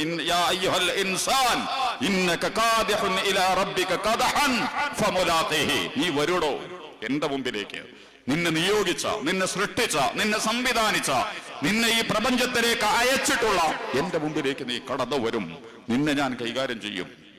ദൈവത്തിന് നിങ്ങൾ പ്ലാറ്റോയുടെ റിപ്പബ്ലിക് മുതൽ മുഹമ്മദ് നബി തിരുമേൻ വിശുദ്ധ ഖുർആൻ അടക്കമുള്ള അതിന്റെ ഇടയിലുള്ള ബുദ്ധ ധർമ്മപദങ്ങൾ മുതൽ എല്ലാം നിങ്ങൾ വായിച്ചോ. ജീവിതം തുടങ്ങി ഒടുങ്ങുന്നതോടുകൂടി അവസാനിക്കുന്നതല്ല, മരണാനന്തര ജീവിതമുണ്ട്. ആ മരണാനന്തര ജീവിതത്തിൽ ഒരാൾക്കും ഒരാളെ സഹായിക്കാൻ കഴിയാത്തവണ്ണം അമിത്ഷാ നരേന്ദ്രമോദിയുടെ പിന്നിലില്ലാതെ, അമിത്ഷാക്ക് നരേന്ദ്രമോദിയുടെ പിൻബലമില്ലാതെ, സംഘപരിവാരത്തിന്റെ ഇൻസ്റ്റാഗ്രാമും വാട്സപ്പ് ഗ്രൂപ്പും ഫോളോവേഴ്സും ഇല്ലാതെ ദൈവത്തിന്റെ മുമ്പിൽ ഒറ്റയാനായി മറുപടി പറയേണ്ട നരേന്ദ്രമോദിയും അതുപോലെ തന്നെ അമിത്ഷായും ചന്ദ്രചൂഡുമൊക്കെ. അതുകൊണ്ട് നിങ്ങൾ അത് അവര് മാത്രമൊന്നുമല്ല, ഞാനും നിങ്ങളൊക്കെ നമ്മുടെ ഏറ്റവും നിസ്സാരമായ പ്രവർത്തനങ്ങൾ മുതൽ ഈ രാജ്യത്തിന്റെ ഏറ്റവും വലിയ പ്രവർത്തനം രാഷ്ട്രീയമാണ്.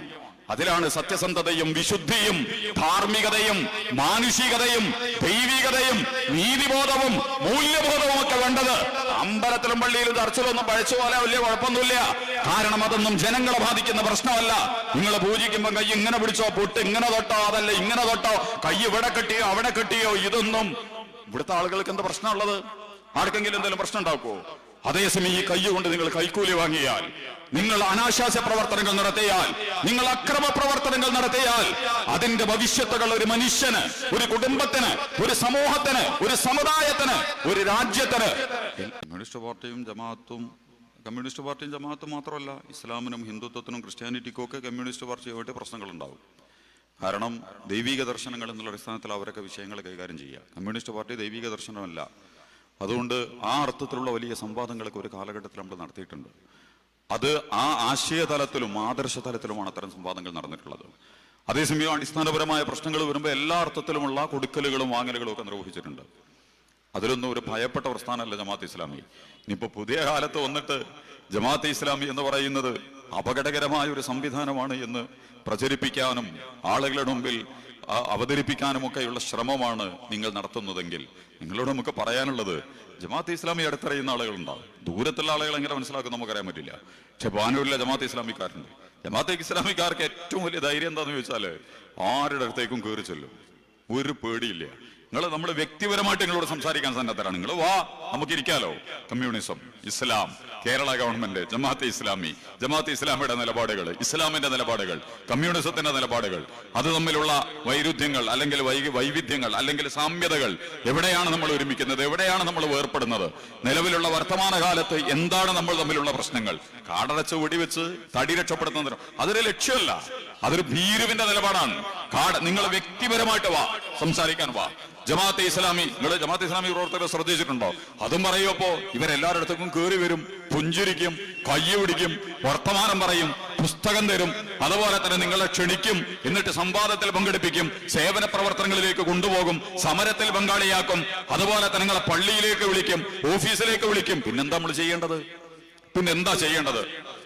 ഒരു പ്രസ്ഥാനം, ഒരു വ്യക്തി അതിന്റെ ആശയങ്ങളെ, അതിന്റെ പ്രയോഗങ്ങളെ, അതിന്റെ മൂല്യങ്ങളെ, അതിന്റെ സന്ദേശങ്ങളെ ആളുകളിലേക്ക് എത്തിക്കുന്നതിന്. ഇനി എന്റെ ഒരു അനുഭവത്തില് ഒരാളും എന്റെ അടുത്തേക്ക് വന്നിട്ടില്ല. നമ്മളെല്ലാവരുടെ അടുത്തേക്കും പോകാൻ റെഡിയാണ്. ഇതാണ് ശരി, നിങ്ങൾ വാ. ഇങ്ങനെയുണ്ടല്ലോ ഒരു RSSകാർ, നമുക്ക് സന്തോഷം, പക്ഷെ വരില്ല. ഒരു RSSകാർ വന്നിട്ട് വ്യക്തിപരമായി നമ്മളോട് സംഭാഷണം നടത്തുക. ഇതാണ് RSS, ഇതിനു വേണ്ടിയാണ് പ്രവർത്തിക്കുന്നത്. ഇതിന്റെ അടിസ്ഥാനങ്ങൾ ഇങ്ങനെ മാനവികമാണ്, ഇങ്ങനെ മതേതരപരമാണ്, ഇങ്ങനെ മാനുഷികമാണ്. അത് വംശീയമല്ല, വർഗീയമല്ല, സാമുദായികമല്ല, അധാർമികമല്ല, ആക്രമണമല്ല. കാര്യകാരണ ബന്ധത്തിന്റെ അടിസ്ഥാനങ്ങളിൽ അത്തരം കാര്യങ്ങൾ വിശദീകരിച്ച് വരില്ല. നിങ്ങളടുത്ത കാര്യത്തിലും വരലുണ്ടോ? വളരെ അപൂർവമാണ്. ഇപ്പോ ഇടതുപക്ഷ സുഹൃത്തുക്കളാണ് പിന്നെ അത്തരം സംവാദങ്ങളൊക്കെ പണ്ട് നടത്താൻ ശ്രമിച്ചിരുന്നത്. അപ്പൊ അവരെയും കാണാനില്ല. ആരെങ്കിലും ഒക്കെ ഒന്ന് വന്നിട്ട് ഇതുകൊണ്ടാണ് നിങ്ങളെ എതിർക്കുന്നത്, കാടടച്ച് വെടിവെച്ച് പത്രസമ്മേളനം നടത്തുന്നതിന് പകരം ജമാഅത്തെ ഇസ്ലാമിയിലെ വ്യക്തികളോട്, അതിന്റെ പ്രവർത്തകരോട്, അതിന്റെ നേതൃത്വത്തോട് വസ്തുനിഷ്ഠമായ സംവാദങ്ങൾക്ക്, ചർച്ചകൾക്ക്. സോഷ്യൽ മീഡിയ എന്ന് പറയുന്നത് ഇന്ന് ഏത് വാക്യം പറയണില്ല. കാരണം അത് ഇസ്രായേലിന്റെയും CIAയുടെയും സംഘപരിവാരത്തിന്റെയും ക്യാപിറ്റലിസത്തിന്റെയും നാഷണലിസത്തിന്റെയും ഇരിപ്പിടമാണ്, അവരുടെ അരങ്ങാണ്. ലോകത്തെ ഏതെങ്കിലും ഒരു മൂല്യത്തെ പ്രതിനിധീകരിക്കാനുള്ളതല്ല അത്. അസത്യങ്ങളെ, അധർമ്മങ്ങളെ, അക്രമങ്ങളെ സത്യമായി അവതരിപ്പിക്കുന്നതിന് വേണ്ടിയുള്ള, അങ്ങോട്ട് ചോദ്യം വരാത്തവണ്ണം ഇങ്ങോട്ട് കടന്നാക്രമിക്കാൻ കഴിയുന്ന അപകടകരമായ രീതിയിലുള്ള, എന്നിട്ട് പിന്നെ അവനാന്റെ ആളുകളെ കൊണ്ട് തന്നെ റീച്ചും ലൈക്കും ഒക്കെ കൊടുപ്പിച്ച് ഇങ്ങോട്ട് വാ, എന്നിട്ട് നമ്മൾ നോക്കിയിട്ട് പറയാം അതിനൊന്നും പ്രശ്നമില്ല, നിങ്ങളതൊക്കെ ചെയ്തോ. നമ്മൾ പറയുന്നതിന്റെ അർത്ഥം അതുകൊണ്ടൊന്നും പ്രശ്നങ്ങൾ അഭിമുഖീകരിക്കാൻ അതിജീവിക്കാൻ ആർക്കാണ് കഴിയുക? ജമാഅത്തെ ഇസ്ലാമി സത്യസന്ധമാണ്. നിങ്ങളുടെ അടുത്തേക്ക് വരാൻ ഇനി നിങ്ങൾ വന്നോ? ജമാഅത്തെ ഇസ്ലാമി ആഴ്ചയിൽ യോഗം കൂടും, നിങ്ങൾക്ക് വരാം ഇസ്ലാമിക പ്രസ്ഥാനത്തിന്റെ യോഗത്തിലേക്ക്. CPM-നും RSS-നും ഒക്കെ കടന്നു വരാം. ഒരാഴ്ചയിൽ എന്താണ് അവിടെ നടക്കുന്നത് നിങ്ങൾ വിളിക്കുക, ഞങ്ങളൊന്ന് കാണട്ടെ നിങ്ങളുടെ ചർച്ചകൾ. നിങ്ങൾ ഒരാഴ്ചയിൽ നിങ്ങൾ 1, 2, 3, 4 ആഴ്ച വന്നോ? ജമാഅത്തെ ഇസ്ലാമിയുടെ 3 പ്രവർത്തകരോ 5 പ്രവർത്തകരോ 10 പ്രവർത്തകരോ ഒക്കെ ഒരു പ്രദേശത്തുണ്ടെങ്കിൽ അതാണ് ഒരു യൂണിറ്റ്, അതാണ് അതിന്റെ സംവിധാനം. അവർ എല്ലാ ആഴ്ചയിലും ഒരുമിച്ചുകൂടും. അതാണ് ഈ കേഡർ എന്നൊക്കെ പറയുന്നത് കേട്ടോ. ഭയങ്കര കേഡറാണെന്ന്. കാരണം ഒരു ദിവസം ഒരാഴ്ചയുണ്ടെങ്കിൽ ആ ആഴ്ചയിൽ അതിന്റെ പ്രവർത്തകർ എന്താണ് നമ്മൾ ചെയ്തത്, ഇനി എന്താണ് നമുക്ക് ചെയ്യാനുള്ളത്, എന്തൊക്കെയാണ് നമ്മുടെ പ്രശ്നങ്ങൾ, എവിടെയാണ് നമുക്ക് പോരായ്മകൾ സംഭവിച്ചത്, ഇത്തരം കാര്യങ്ങളൊക്കെ കൂടിയാലോചിക്കാൻ വേണ്ടിയിട്ട് ഒരുമിച്ച് കൂടും. നിങ്ങൾ വന്നോ? 4 ആഴ്ച 5 ആഴ്ച ഒക്കെ നിങ്ങൾ പങ്കെടുത്തു നോക്ക്. എന്നിട്ട് ജമാഅത്തെ ഇസ്ലാം നിങ്ങളിങ്ങനെ പറയുള്ളൂ, ജമാഅത്തെ ഇസ്ലാമി ഭീകരവാദ സംഘടനയാണ്, വർഗീയ സംഘടനയാണ്, മതരാഷ്ട്രവാദ സംഘടനയാണ്. ഇപ്പൊ മതരാഷ്ട്രവാദ സംഘടനയാണെന്ന് നോക്ക്. എന്നാലിപ്പോ എന്താ പ്രശ്നം? നിങ്ങൾ അതൊന്ന് പറയുന്നാല് ജമാഅത്തെ ഇസ്ലാമി മാത്രമല്ല മതം, ഇസ്ലാം മാത്രമൊന്നുമല്ലല്ലോ മതം. ക്രൈസ്തവ മതമാണ്, ഹിന്ദു മതമാണ്, ബുദ്ധമതമുണ്ട്, ജൈനമതമുണ്ട്, യഹൂദ മതമുണ്ട്. ഇസ്ലാമിനെ മാത്രമാണോ നിങ്ങൾ മതം പ്രശ്നമാക്കുന്നത്? അതാണെങ്കിൽ അത് വേറെ പറയണം, അത് കൃത്യമായിട്ട് നിങ്ങൾ പറയണം.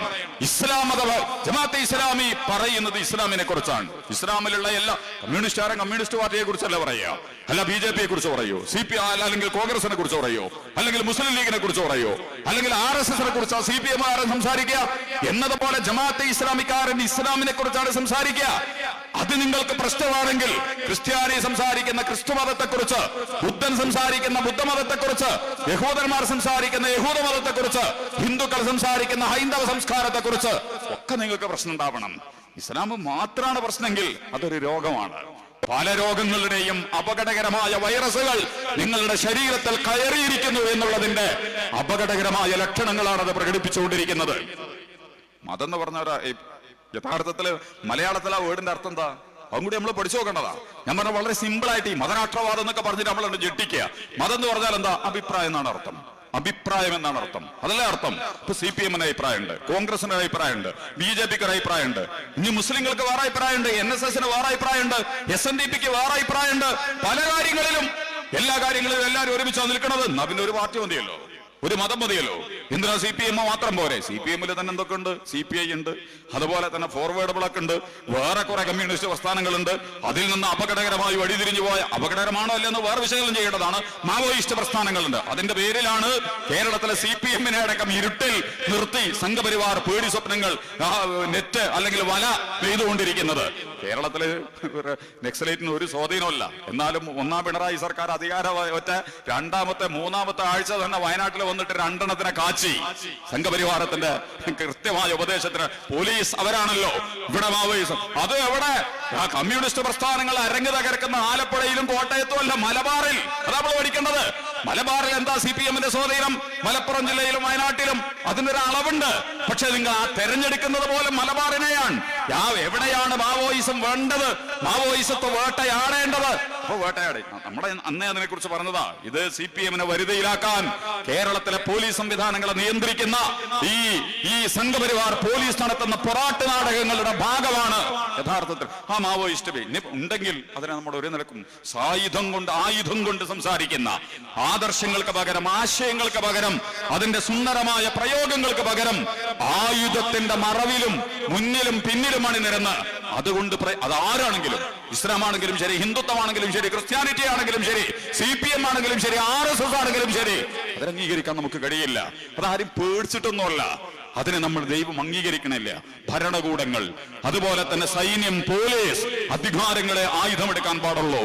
വ്യക്തികളും സമുദായങ്ങളും സംഘങ്ങളും ആയുധമെടുക്കാൻ തുനിഞ്ഞാൽ പിന്നീട് ആ രാജ്യം ഒരു വീട്ടിൽ അച്ഛനെ കൈകാര്യം ചെയ്യാൻ മക്കൾ ആയുധം എടുക്കുക, അച്ഛനെ കൈകാര്യം ചെയ്യാൻ മക്കൾ ആയുധം എടുക്കുക, പിന്നെ ആ വീടുണ്ടാവോ? ഉണ്ടാവില്ല. ആ വീട് തകരുന്നത് പോലെ നാട് തകരും, സമൂഹം തകരും, അതിന്റെ സംവിധാനങ്ങൾ തകരും. അതിന്റെയൊക്കെ ലക്ഷണങ്ങൾ ലോകാടിസ്ഥാനത്തിൽ നമുക്കുണ്ട്. ഞാൻ പറഞ്ഞത് ഇതിലൊന്നും ജമാഅത്തെ ഇസ്ലാമില്ല. ജമാഅത്തെ ഇസ്ലാമി മതം, ഇപ്പൊ മതം എന്ന് പറഞ്ഞാൽ അഭിപ്രായം എന്നാണ് അർത്ഥം. ഓരോരുത്തർക്കും ഓരോ അഭിപ്രായം ഉണ്ടാവും. അഭിപ്രായം ഒരാൾ പറയണത് ഏറ്റവും നല്ല അഭിപ്രായം. അഭിപ്രായം എന്ന് പറയുന്നത് എന്തും വിളിച്ചു പറയണ അഭിപ്രായം എന്ന് പറയില്ല. അഭിപ്രായം എന്തും പറയാം, പക്ഷെ ശരിയായി കൊള്ളണമെന്നില്ല. ഒന്നും കൂട്ടിയാൽ 2 അതാണ് ശരി പക്ഷെ ഒരാൾ പറയണം ഒന്നും കൂട്ടിയാൽ 3 അത് അഭിപ്രായമാണ്. പക്ഷെ ശരിയല്ല, അത് ശരിയല്ല. അഭിപ്രായ സ്വാതന്ത്ര്യം വകവെച്ചു കൊടുക്കാം, പക്ഷെ പറയുന്ന അഭിപ്രായം മുഴുവൻ ശരിയാണ് എന്ന് വകവെച്ചു കൊടുക്കാൻ നമുക്ക് പറ്റില്ല. പറ്റുമോ? ഒരിക്കലും പറ്റില്ല. അവിടെയാണ് വിയോജിപ്പുകൾ ഉണ്ടാവുക. വിയോജിപ്പുകളെ വളരെ മനോഹരമായിട്ട് ഒന്നും കൂട്ടിയാൽ 3 1000 എന്തോ വേണമെങ്കിലും പറഞ്ഞോട്ടെ, അത് നമുക്ക് അംഗീകരിച്ചു കൊടുക്കാം. വസ്തുത ആയതുകൊണ്ടല്ല, അഭിപ്രായ സ്വാതന്ത്ര്യത്തിന്റെ ഭാഗമായിട്ട്. പക്ഷെ അഭിപ്രായത്തിലെ ശരി എന്താ? 1+1=2 എന്നുള്ളതാണ്. അതിന് ഇതിനാണ് മതം എന്ന് പറയാ. അഭിപ്രായം എന്നാണ് മതം എന്ന് പറഞ്ഞത്. അപ്പൊ ഇസ്ലാമിന്റെ അഭിപ്രായമുണ്ട്, ക്രിസ്ത്യാനിറ്റിക്ക് വേറെ അഭിപ്രായമുണ്ട്, അത് ബുദ്ധമതത്തിന് അഭിപ്രായമുണ്ട്. എന്ത് വെച്ചോ നിങ്ങൾ? CPM-ന്റെ അഭിപ്രായമുണ്ട്, ക്യാപിറ്റലിസത്തിന് വേറെ അഭിപ്രായമുണ്ട്, കമ്മ്യൂണിസത്തിന് വേറെ അഭിപ്രായമുണ്ട്, നാഷണലിസത്തിന് വേറെ പറയാനുണ്ട്, ഫാസിസത്തിന് വേറെ പറയാനുണ്ട്. ഇതൊക്കെ വ്യത്യസ്തമായ അഭിപ്രായങ്ങളാണ്. അല്ലാതെ മതം എന്ന് പറയുമ്പോൾ വേറെ. പിന്നെ നമ്മൾ എവിടെയാണ് പിന്നെ പരിശോധിക്കേണ്ടത്? പറയുന്ന അഭിപ്രായങ്ങൾ മനുഷ്യത്വ വിരുദ്ധമാണോ, പ്രകൃതി വിരുദ്ധമാണോ, ധാർമ്മിക വിരുദ്ധമാണോ, മൂല്യവിരുദ്ധമാണോ, മനുഷ്യന്റെയും സംവിധാനങ്ങളുടെയും നിലനിൽപ്പിനെതിരായ മനുഷ്യനട്ടോ, ജാതിയുടെയും വർഗത്തിന്റെയും സമുദായത്തിന്റെയും അല്ല, ഏതെങ്കിലും ഒരു പ്രത്യേക വിഭാഗത്തിൻ്റെതല്ല, മൊത്തത്തിലുള്ള മനുഷ്യ സമുദായത്തിന്റെ പൊതുവായ താല്പര്യങ്ങൾക്ക് വിരുദ്ധമായ എന്തെങ്കിലും കാര്യങ്ങളാണോ ഇവർ പറയുന്നത് എങ്കിൽ അത് വളരെ അപകടകരമായിരിക്കും. ഞങ്ങൾ വെല്ലുവിളിക്കുക, ജമാഅത്തെ ഇസ്ലാമി പറയുന്ന എന്തെങ്കിലും ഒരു കാര്യത്തിൽ അപ്പൊ പറയും നിങ്ങൾ മതരാഷ്ട്രവാദം ഉണ്ടാക്കാനാണ്. ഇപ്പൊ കമ്മ്യൂണിസ്റ്റ് രാഷ്ട്രം ഉണ്ടാക്കിയാൽ അത് തീവ്രവാദമാണ്. ജമാഅത്തെ ഇസ്ലാമിയാണ് ഭൂരിപക്ഷം. നിങ്ങൾ വിചാരിച്ചോ? നിങ്ങൾ കളിക്കുന്ന പോലെ ജമാഅത്തെ ഇസ്ലാമിക്ക് സോഷ്യൽ മീഡിയ ഉണ്ട്, പോലീസ് ഉണ്ട്, ചോറ്റുപട്ടാളമുണ്ട്, തീറ്റപ്പട്ടാളമുണ്ട്, ഒക്കെ ഉണ്ട്. ജമാഅത്തെ ഇസ്ലാമിയാണ് അധികാരത്തിൽ. കമ്മ്യൂണിസ്റ്റ് പാർട്ടിയാകുന്ന ഒരു സാത്വിക സംഘടന, വിശുദ്ധ സംഘടന, വിപ്ലവ സംഘടന, വിമോചന സംഘടന. ഞങ്ങൾ അവിടെ ഇരുന്നിട്ട് ഞങ്ങൾ ജമാഅത്തെ ഇസ്ലാമിയുടെ മുഖ്യമന്ത്രി പറയാണ്, എന്താ?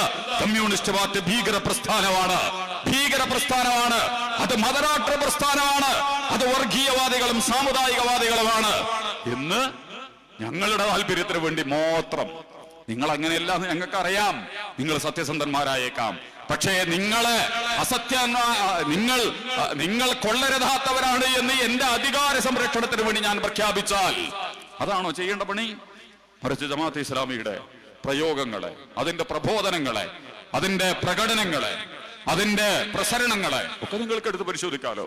എന്നിട്ട് നിങ്ങൾ നോക്കിയിട്ട് പറയും, ഏറ്റവും നല്ല ട്രാക്ക് റെക്കോർഡുള്ള, ഇന്ത്യയിലെ ഏറ്റവും വിശുദ്ധമായ ട്രാക്ക് റെക്കോർഡുള്ള ഏതെങ്കിലും ഒരു സംഘമുണ്ടെങ്കിൽ അതായിരിക്കും ജമാഅത്തെ ഇസ്ലാമി. പാനൂരടക്കം നിങ്ങൾ വെല്ലുവിളിക്കും. വ്യക്തികൾക്ക് അല്ലറ ചില്ലറ ജീർണതകൾ ഉണ്ടോ അല്ലേ എന്നുള്ളത്, ചിലപ്പോൾ അല്ലറ ചില്ലറ പഴമൊക്കെ വ്യക്തികൾക്ക് സംഭവിക്കാം.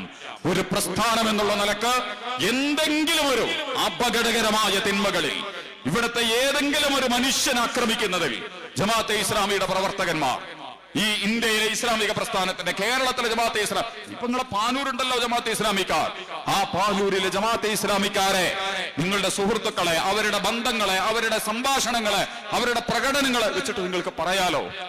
മറിച്ച് ജമാഅത്തെ ഇസ്ലാമി പറയുന്നത് ഇത് സിയോണിസത്തിന്റെ ലൈനാണ്, ഇമ്പീരിയലിസത്തിന്റെ ലൈനാണ്, ഫാഷിസത്തിന്റെ ലൈനാണ്, അതുപോലെ തന്നെ നാഷണലിസത്തിന്റെ ലൈനാണ്, ഇന്ത്യയിലെ ലോകത്തിലെ വലതുപക്ഷ ഇസ്ലാമിക് ഫോബിക്. അതിന് കൃത്യമായ അജണ്ടകളുണ്ട്. നേരത്തെ പറഞ്ഞ ഒരു വെറുതെ പേടിക്കുന്നല്ല. ഇസ്ലാം പ്രതിനിധീകരിക്കുന്ന സാമ്പത്തിക, സാമൂഹിക, സദാചാര, രാഷ്ട്രീയ, മതമൂല്യങ്ങളുണ്ട്. അത് അവരുടെ അപകടകരമായ താല്പര്യങ്ങൾക്ക് വിരുദ്ധമാണ്. അതുകൊണ്ട് ആടിനെ പട്ടിയാക്കുന്ന തന്ത്രം ഉപയോഗിച്ചിട്ട് ആദ്യമേ ഇതിനെതിരെ എണീച്ചു നിൽക്കാൻ സാധ്യതയുള്ളവരെ തലതല്ലി തകർക്കുക എന്ന ലക്ഷ്യത്തോടു കൂടി ഒരു പേടിയും കൂടി നമുക്കുണ്ട്. നമ്മള് ഒരു തുളസീധരം പോറ്റി ആരോ ഒരാൾ എഴുതിയിരുന്നു, അങ്ങനെ കേരളത്തിലെ ഇടതുപക്ഷ സർക്കാർ ജമാഅത്തെ ഇസ്ലാമിയെ ടാർഗറ്റ് ചെയ്തിട്ടുണ്ടെങ്കിൽ അത് അവർക്ക് വേണ്ടി മാത്രമായിക്കൊള്ളണമെന്നില്ല. കാരണം സ്വന്തം ഗവൺമെന്റ് എന്ന് പറയുന്ന ഒന്നും ഇപ്പല്ല, കേന്ദ്ര ഗവൺമെന്റ് ഉണ്ട്. കേന്ദ്ര ഗവൺമെന്റിനെ പ്രൊമോട്ട് ചെയ്യുന്ന സിയോഡിസവും ഇമ്പീരിയലിസവും ക്യാപിറ്റലിസവും ഒക്കെ ഉണ്ട്. അങ്ങനെ അന്താരാഷ്ട്ര നെറ്റ്വർക്ക് സംവിധാനങ്ങളുണ്ട്. അതുകൊണ്ട് ജമാഅത്തെ ഇസ്ലാമി സൂക്ഷിക്കണം എന്ന് പറഞ്ഞിട്ടാണ് അദ്ദേഹം ഒരു സാധനത്തിൽ കൊടുത്തിരിക്കുന്നത്.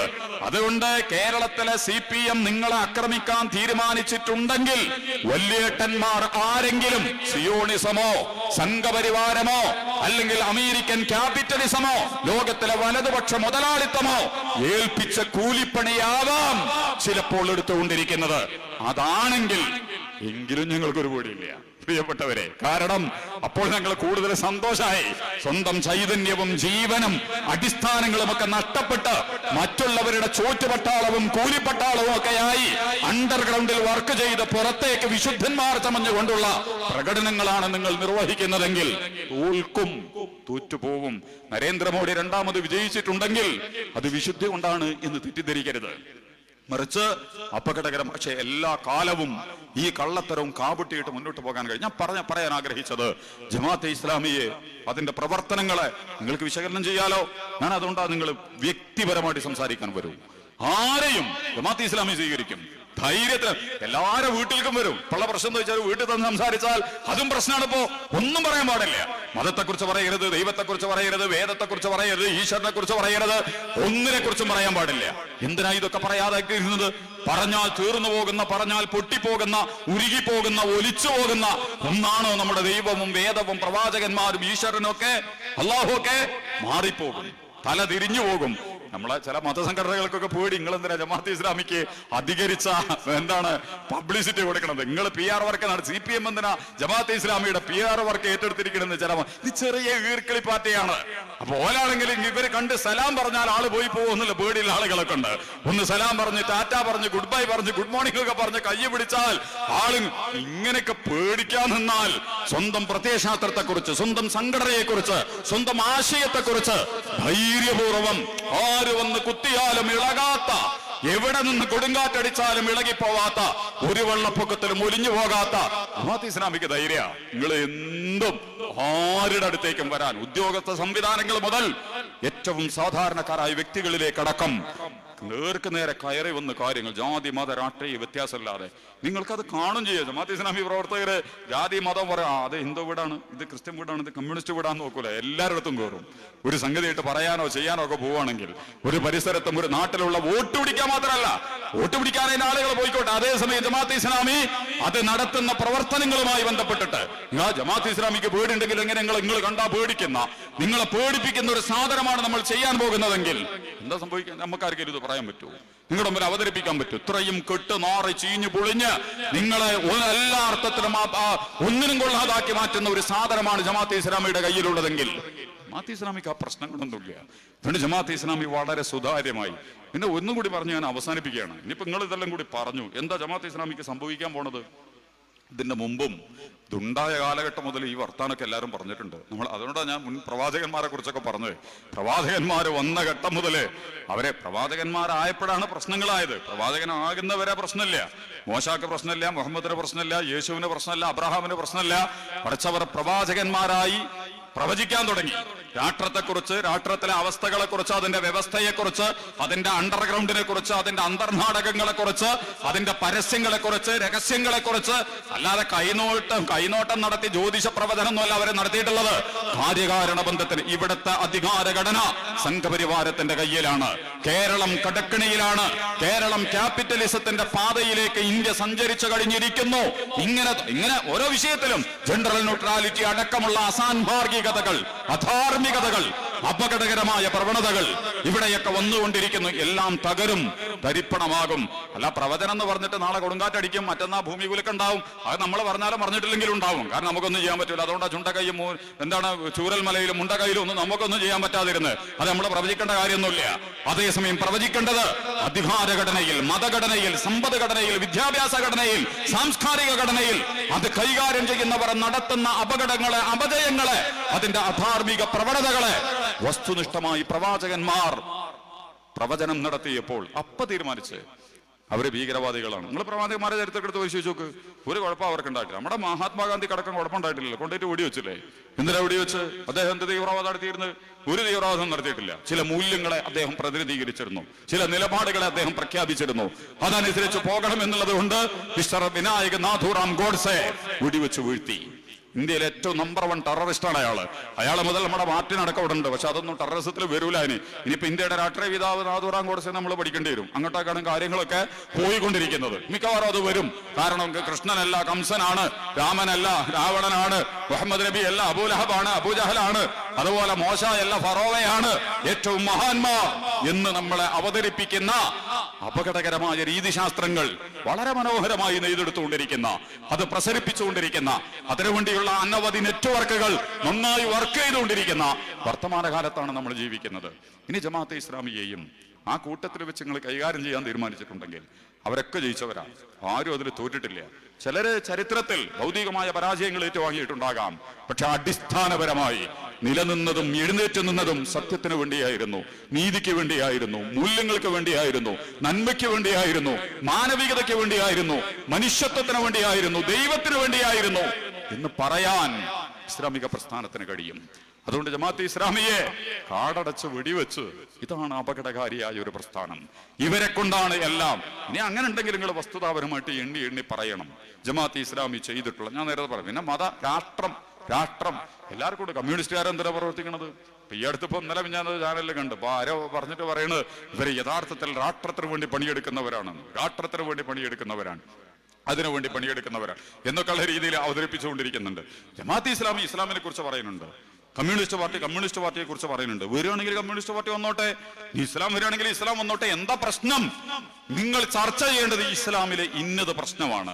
അതിന്റെ സമ്പദ്ഘടന, അതിന്റെ സദാചാര ഘടന, അതിന്റെ കുടുംബഘടന, അതിന്റെ കാർഷിക ഘടന, അതിന്റെ വിദ്യാഭ്യാസ ഘടന, അത് കൈകാര്യം ചെയ്യുന്ന നിങ്ങളുടെ മുമ്പിൽ അവതരിപ്പിക്കുന്ന മനുഷ്യരുമായി ബന്ധപ്പെട്ട ജീവിത നിലപാടുകളിൽ ഇന്നത് മനുഷ്യപ്പറ്റില്ലാത്തതാണ്, പ്രകൃതി വിരുദ്ധമാണ്, ദൈവവിരുദ്ധമാണ്, അപകടകരമാണ് എന്നുണ്ടെങ്കിൽ അത് പറയാം. ആ അടിസ്ഥാനത്തില ജമാഅത്തെ ഇസ്ലാമി ഓരോന്നിനെ വിമർശിക്കലുള്ളത്. ജമാഅത്തെ ഇസ്ലാമി ജെൻഡർ ന്യൂട്രാലിറ്റി വരുമ്പോൾ കൈകാര്യം ചെയ്യുന്നുണ്ട്. ആണും പെണ്ണും തുല്യരാണെന്ന് പറയുമ്പോൾ ആണും പെണ്ണും തുല്യരല്ല, അങ്ങനെ ആകാൻ കഴിയില്ല. പ്രധാനമന്ത്രിയും പ്യൂണും തുല്യരല്ലല്ലോ. ആണെങ്കിൽ ഇപ്പൊ പ്യൂണ് പോയിട്ട് പ്രധാനമന്ത്രി പോയിട്ട് പ്യൂണായിട്ട് ഇരുന്നാൽ മതിയല്ലോ, രണ്ടും തുല്യരാണെങ്കിൽ. അങ്ങനെ തുല്യത നടക്കുന്ന സാധനമല്ലാതെ. പിന്നെ നമ്മളെ രസത്തിന് വേണ്ടിയിട്ട് നമ്മളെ പറഞ്ഞാൽ പോലും അത്ര വലിയ വാദങ്ങളൊക്കെ നടത്തിക്കൊണ്ടിരിക്കുമ്പോൾ പോലും ഏറ്റവും കൂടുതൽ ജനാധിപത്യം, സെക്യുലറിസം, സോഷ്യലിസം ഒക്കെ വേണ്ടത് എവിടെയാ? സാമ്പത്തിക രംഗത്താ. പ്രധാനമന്ത്രിയുടെ ശമ്പളം എത്രയാ? പ്യൂണിന്റെ ശമ്പളം എത്രയാ? നമ്മൾ ഇങ്ങനെയൊക്കെ സോഷ്യലിസം പറയുന്നുണ്ടല്ലോ, സമത്വം ഒരു പണിയുമില്ല.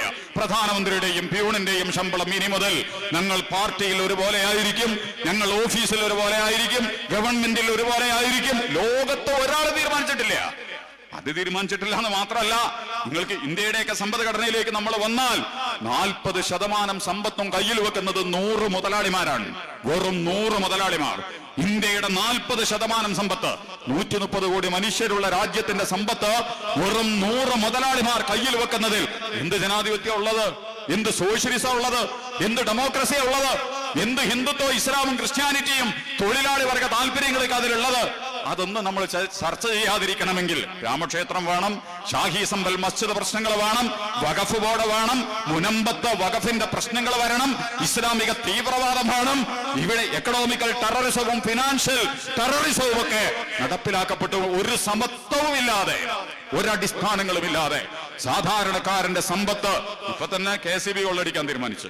നമ്മുടെ നെറ്റ്വർക്ക് സംവിധാനങ്ങൾ 150 ഉറുപ്പ്യ ഉണ്ടായിരുന്ന സാധനത്തിന് ഇപ്പൊ 199 ഉറുപ്പ്യ കൊടുക്കണം. ഏതെങ്കിലും ഒരു യുവജന പ്രസ്ഥാനം, ഏതെങ്കിലും ഒരു സംഘം എഴുന്നേറ്റ് നിന്നിട്ട് എന്തിനാണിത്, എന്താണ് ഇതിന്റെ വരവും ചെലവ്, നിങ്ങളൊന്ന് പറയും, എന്തിനാണ് ഞങ്ങളുടെ കാശ് വാങ്ങുന്നത് ചോദിക്കാൻ പോലും ഒരാളില്ല. പാവം ദാവൂദ് സാഹിബിനെ കൈകാര്യം ചെയ്യാനാ യുവജന പ്രസ്ഥാനങ്ങൾ ഇറങ്ങി വരുന്നത്.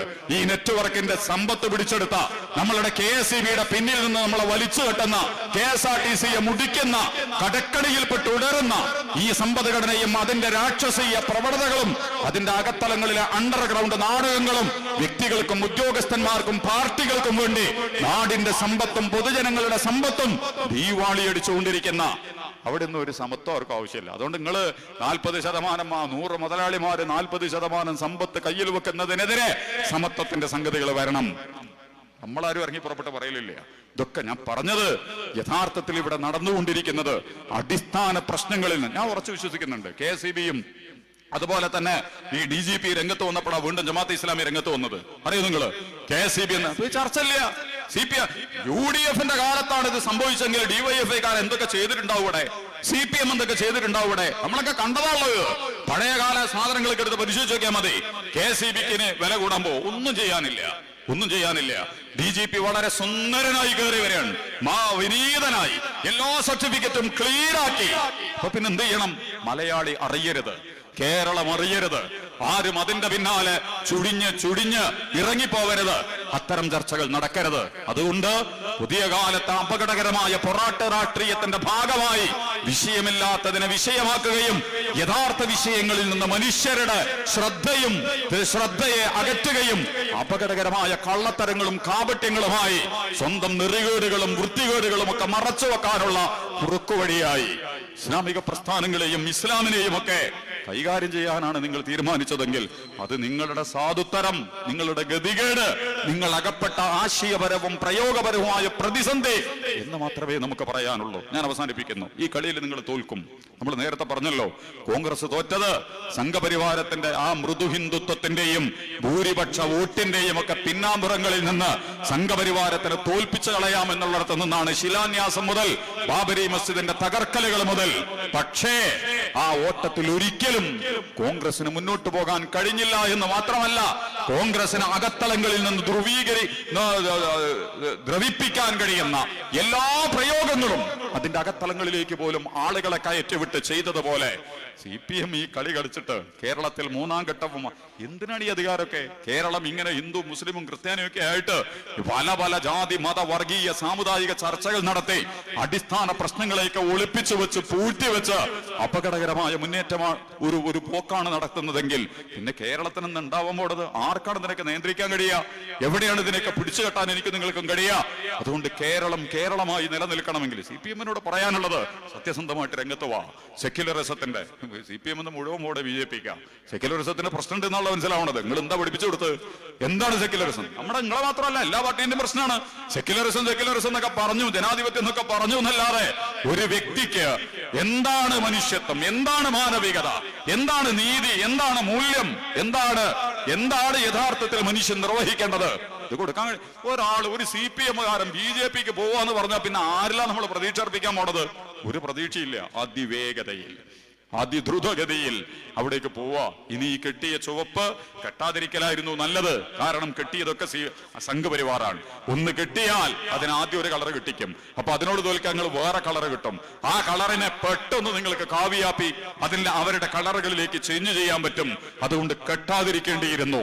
കെട്ടാതെ തന്നെ, കാരണം ഓരോ കെട്ടും നമ്മളെ ബന്ധിക്കലാണ്, നമ്മൾക്ക് കുരുക്കിടലാണ്, നമ്മളെ അതിലേക്ക് വീഴ്ത്തലാണ് സംഭവിച്ചു. ഇപ്പൊ എന്താ സംഭവിക്കണത്? ഈ ചുവന്ന കൊടി വളരെ പതിയെ വളരെ വേഗത്തിൽ ഇതാ കാവ്യയിലേക്ക് മാറിക്കൊണ്ടിരിക്കുന്ന കാഴ്ചകൾ. കാവ്യ എന്ന് പറഞ്ഞാൽ ഹൈന്ദവ കാവ്യയെ കുറിച്ച് നമുക്ക് പ്രശ്നമൊന്നുമില്ല. സംഘപരിവാർ ഡ്യൂപ്ലിക്കേറ്റ് ആണ്, പൊറാട്ടുരാമനാണ്, കപട രാവണനാണ്, കള്ളരാവണനാണ്. ആ സംഘം വന്ന് ഈ രാജ്യത്ത് നടത്തിക്കൊണ്ടിരിക്കുന്ന നെറികേടുകൾ, ഇതിലേക്ക് ഇടതുപക്ഷ പ്രസ്ഥാനത്തിലുള്ള അനുചരൻ പലയിടത്തും നമ്മൾ ഞാൻ അതിലേക്ക് പോണില്ല. പലയിടത്തും നമ്മൾക്ക് മനസ്സിലാക്കാൻ പറ്റുന്നത് ആരാണ് ഇതിന്റെയൊക്കെ ചാവേറുകളും പോരാളികളായിട്ട് ആളുള്ളത്. ആളുകളൊക്കെ നിസ്സഹായരാണ്, നിസ്സംഗരാണ്, പൊതുവെ മടുത്തു നിൽക്കുകയാണ്. ആവേശത്തോടെയും ഉന്മേഷത്തോടെയും അഭിമാനത്തോടെയും ശിരസ്സുയർത്തി നിന്ന് ഞങ്ങൾ ഇതിനു വേണ്ടിയാണ് എന്ന് പറയാനുള്ള തന്റെ ഇടവും വീര്യവും ഒക്കെ നഷ്ടപ്പെട്ട നിസ്സഹായമായി അവസാനം സംഘപരിവാരത്തിന്റെ വലയിലേക്ക് കൂടുപൊട്ടിച്ച് പോയിക്കൊണ്ടിരിക്കുന്ന വാർത്തകൾ അനവധി. കോൺഗ്രസ് നേതാക്കന്മാരാ പോയതെങ്കിൽ CPM ആദ്യം അനുയായികളാ പോയിക്കൊണ്ടിരിക്കുന്നത്. ഇനി നേതാക്കന്മാരും പോയിക്കൂടായൊന്നുമില്ല. കേരളത്തിൽ അതും സംഭവിക്കാം, എല്ലാം സംഭവിക്കാം. അതിലേക്ക് വളരെ വേഗത്തിൽ വിഭവങ്ങൾ വിളമ്പിക്കൊണ്ടിരിക്കുന്ന, ഒരുക്കിക്കൊണ്ടിരിക്കുന്ന, അടുക്കളയിൽ പാചകം ചെയ്ത്, ഞാൻ നേരത്തെ പ്രസംഗം ഞാൻ കേട്ടിട്ടില്ല, ചിലപ്പോൾ ആ വിഷയങ്ങൾ നിങ്ങൾ അതിലേക്ക് വന്നിട്ടുണ്ടാവും. പണ്ട് ലവ് ജിഹാദ് മുതൽ ഇങ്ങേ അറ്റത്ത് മെക്സവൻ അടക്കമുള്ള എന്തൊക്കെ വർത്താനങ്ങളാ പറഞ്ഞത്. എല്ലാറ്റിന്റെയും പിന്നിൽ ജമാഅത്തെ ഇസ്ലാം. ഇതൊക്കെ ഇവിടെയല്ല പ്രശ്നം, അങ്ങോട്ടാ പോണത്. ഇതൊക്കെ CPM-ന് തിരിയാത്ത പ്രശ്നമൊന്നുമില്ല. കമ്മ്യൂണിസ്റ്റുകാർ സംഘപരിവാർ RSS-നെ വേട്ടയാടുന്നു എന്ന് വലിയ പ്രചരിപ്പിച്ചവരവര്. അങ്ങനെയാണ് CPM മധ്യപ്രദേശിൽ ചെല്ലുന്ന പിണറായിക്ക് തിരിച്ചു വരേണ്ടി വന്നത്. സംഘപരിവാർ ഗോബേക്ക് വിളിച്ചിട്ട് അവസാനം കർണാടക മുഖ്യമന്ത്രി വിളിച്ചുകൊണ്ടായിട്ട് അവിടെ സ്വീകരണം കൊടുത്ത മംഗലാപുരത്ത്. എന്താ അതിന്റെ പ്രശ്നം? പ്രചരണം അവിടെയാണ് നടന്നത്. ഹിന്ദുക്കളെ കൊല്ലുന്ന കമ്മ്യൂണിസ്റ്റ് പാർട്ടി എന്നുള്ളതാണ്. എത്ര ഹിന്ദുക്കളെ കൊന്നിട്ടുണ്ട് കമ്മ്യൂണിസ്റ്റ് പാർട്ടി? കൊന്നത് എന്തിനു വേണ്ടിയാണ്? ഇതൊക്കെ മലയാളിക്കറിയാം. പക്ഷേ അങ്ങോട്ടും ഇങ്ങോട്ടും ഒക്കെ കൊന്നിട്ടുണ്ട് ഹിന്ദുവും, പല മതവും ജാർഗിയൊക്കെ. പക്ഷെ അതിനെ സംഘപരിവാർ നന്നായിട്ട് പ്രൊമോട്ട് ചെയ്തു.